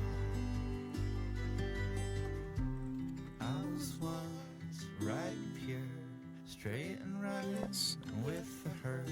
oh, Clocking in what's the name? with the troops, jumping through their fiery hoops of dead-end jobs and proper clothes, with happiness Uh, in my nose. This ain't the life I okay. would have chose. Am I invisible to their eyes? Invisible passers by, they just turn a blind eye to me. Get title. On the pavement tonight, soaked in rain, cloaked in lies. If we're the same, I don't know why. Basically this. I'm invisible Get title. to their eyes.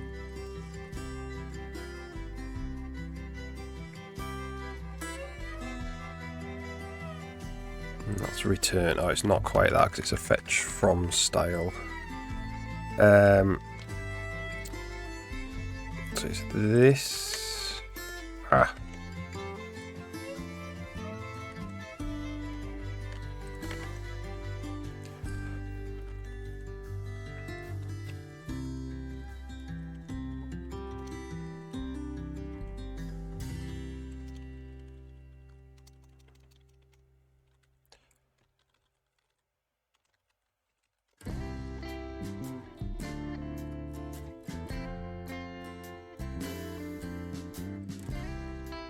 Auto state, get state. When our love was young and so full of promise, So this is get title. much to come up around the bend, a lottery won, so blissful and Okay. I wish I could hold that feeling again. So now there's one state for each Far from the sun, area of the screen. So the left or the state belongs to the vendor or the player, which includes all of the player pie. the spring skies were bluer, the And now that works. So if I do this, polar, the mountains but were majestic and loneliness rare. It persists across all of the different tabs.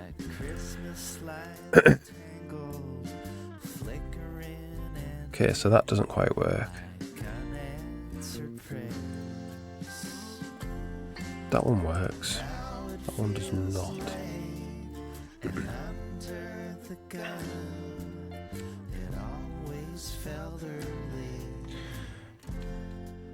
When our love was young, when our love was young.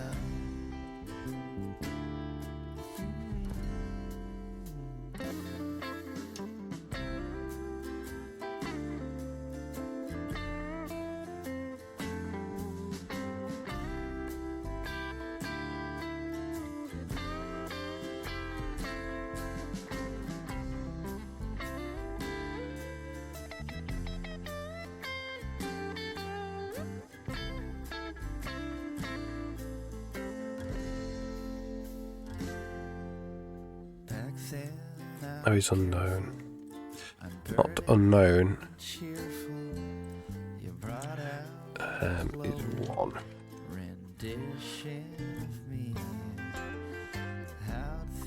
I should put a little note there. Skip unknown. You know. Of serenity. Splintered, things felt as one. I'll warmly remember when our love was young.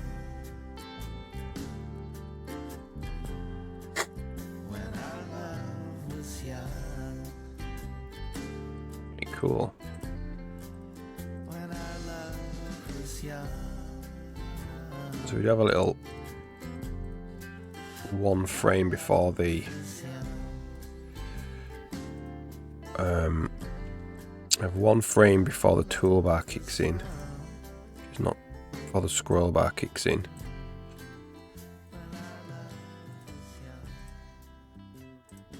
Okay, so that also needs to clear the so let's do game UI canvas. Reset something or other, bag slot states. Let me do that.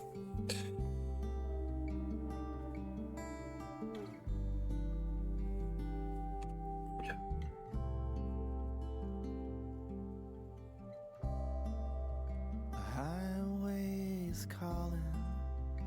Pack my things, I'm all in. The autumn leaves are falling. So we want to reset bag slot states for a particular bag ID as well. We're crafted from beginning and end in my heart. What kind of life is this? Make that pool. Bag ID might not exist. Treasure line in Auto state. Inventory bag states. Find bag ID. So if we do find it, let's do state dot reset. greyhounds and ferries. Return true. Engines turn to carry. Else My scribbled and false. observations, demons and Because I think what we want to do here landscapes and time is just the current bag ID. colored leaves and pine cones stretched across these So we don't reset like all of the slots when we swap over. What kind of life is this? It's kind of like bringing a butter knife to a gunfight in the hearts and minds of us all.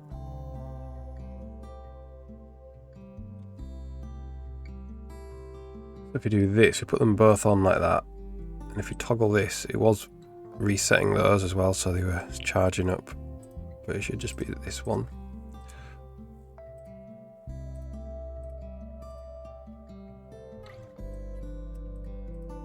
Okay, so the next thing I want to fix is that there's a little flicker where the scroll, because the scroll bar comes in the frame later. Nails and coffins, these tough crowds never soften when seldom turns to often. If you don't want. It's time to move in the kindness of strangers, tequila shots and fame just numb this pulse and pain swooping over like a storm. It's a bottomless trapdoor. Okay, so how would we do that? I'm wondering what I'm in this for anymore. What kind of life is this? We'd have to say like something like canvas On a high consume render a broken pirate ship. like this, which would mean it wouldn't render for that frame. So it gives chance. It gives chance for this tool, the scroll bar, to calculate what's happening. Is it's like rendering it without a scroll bar for a frame, and the next frame it's realizing it needs a scroll bar and rendering the scroll bar. But what we want to do is consume the render so it doesn't render the scroll bar, so it doesn't render anything, and then the next time it comes around it's not consumed anymore. So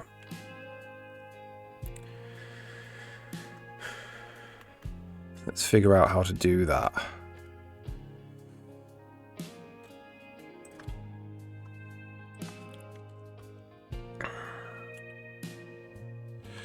So this canvas will eventually get drawn. West, follow west to the bright neon coast, with the sweetest abandon, Figure out where. the hollow is born. Tempting the fates with the boldest of moves, burning desire chokes the smoke in your flue.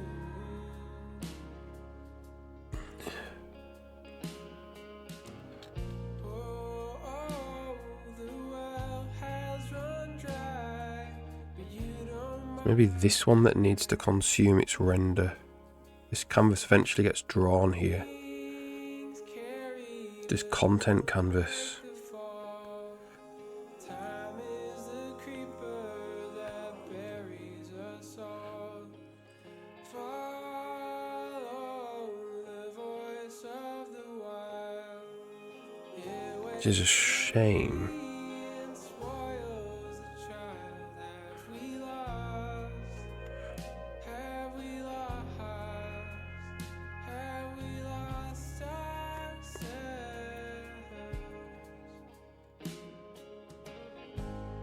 So it's here. We need to basically not do this call. I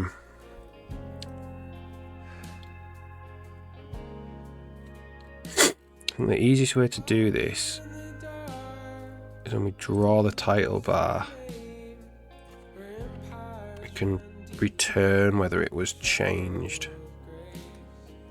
A child hollers back to the mother that calls. She loved you once if she loved you at all.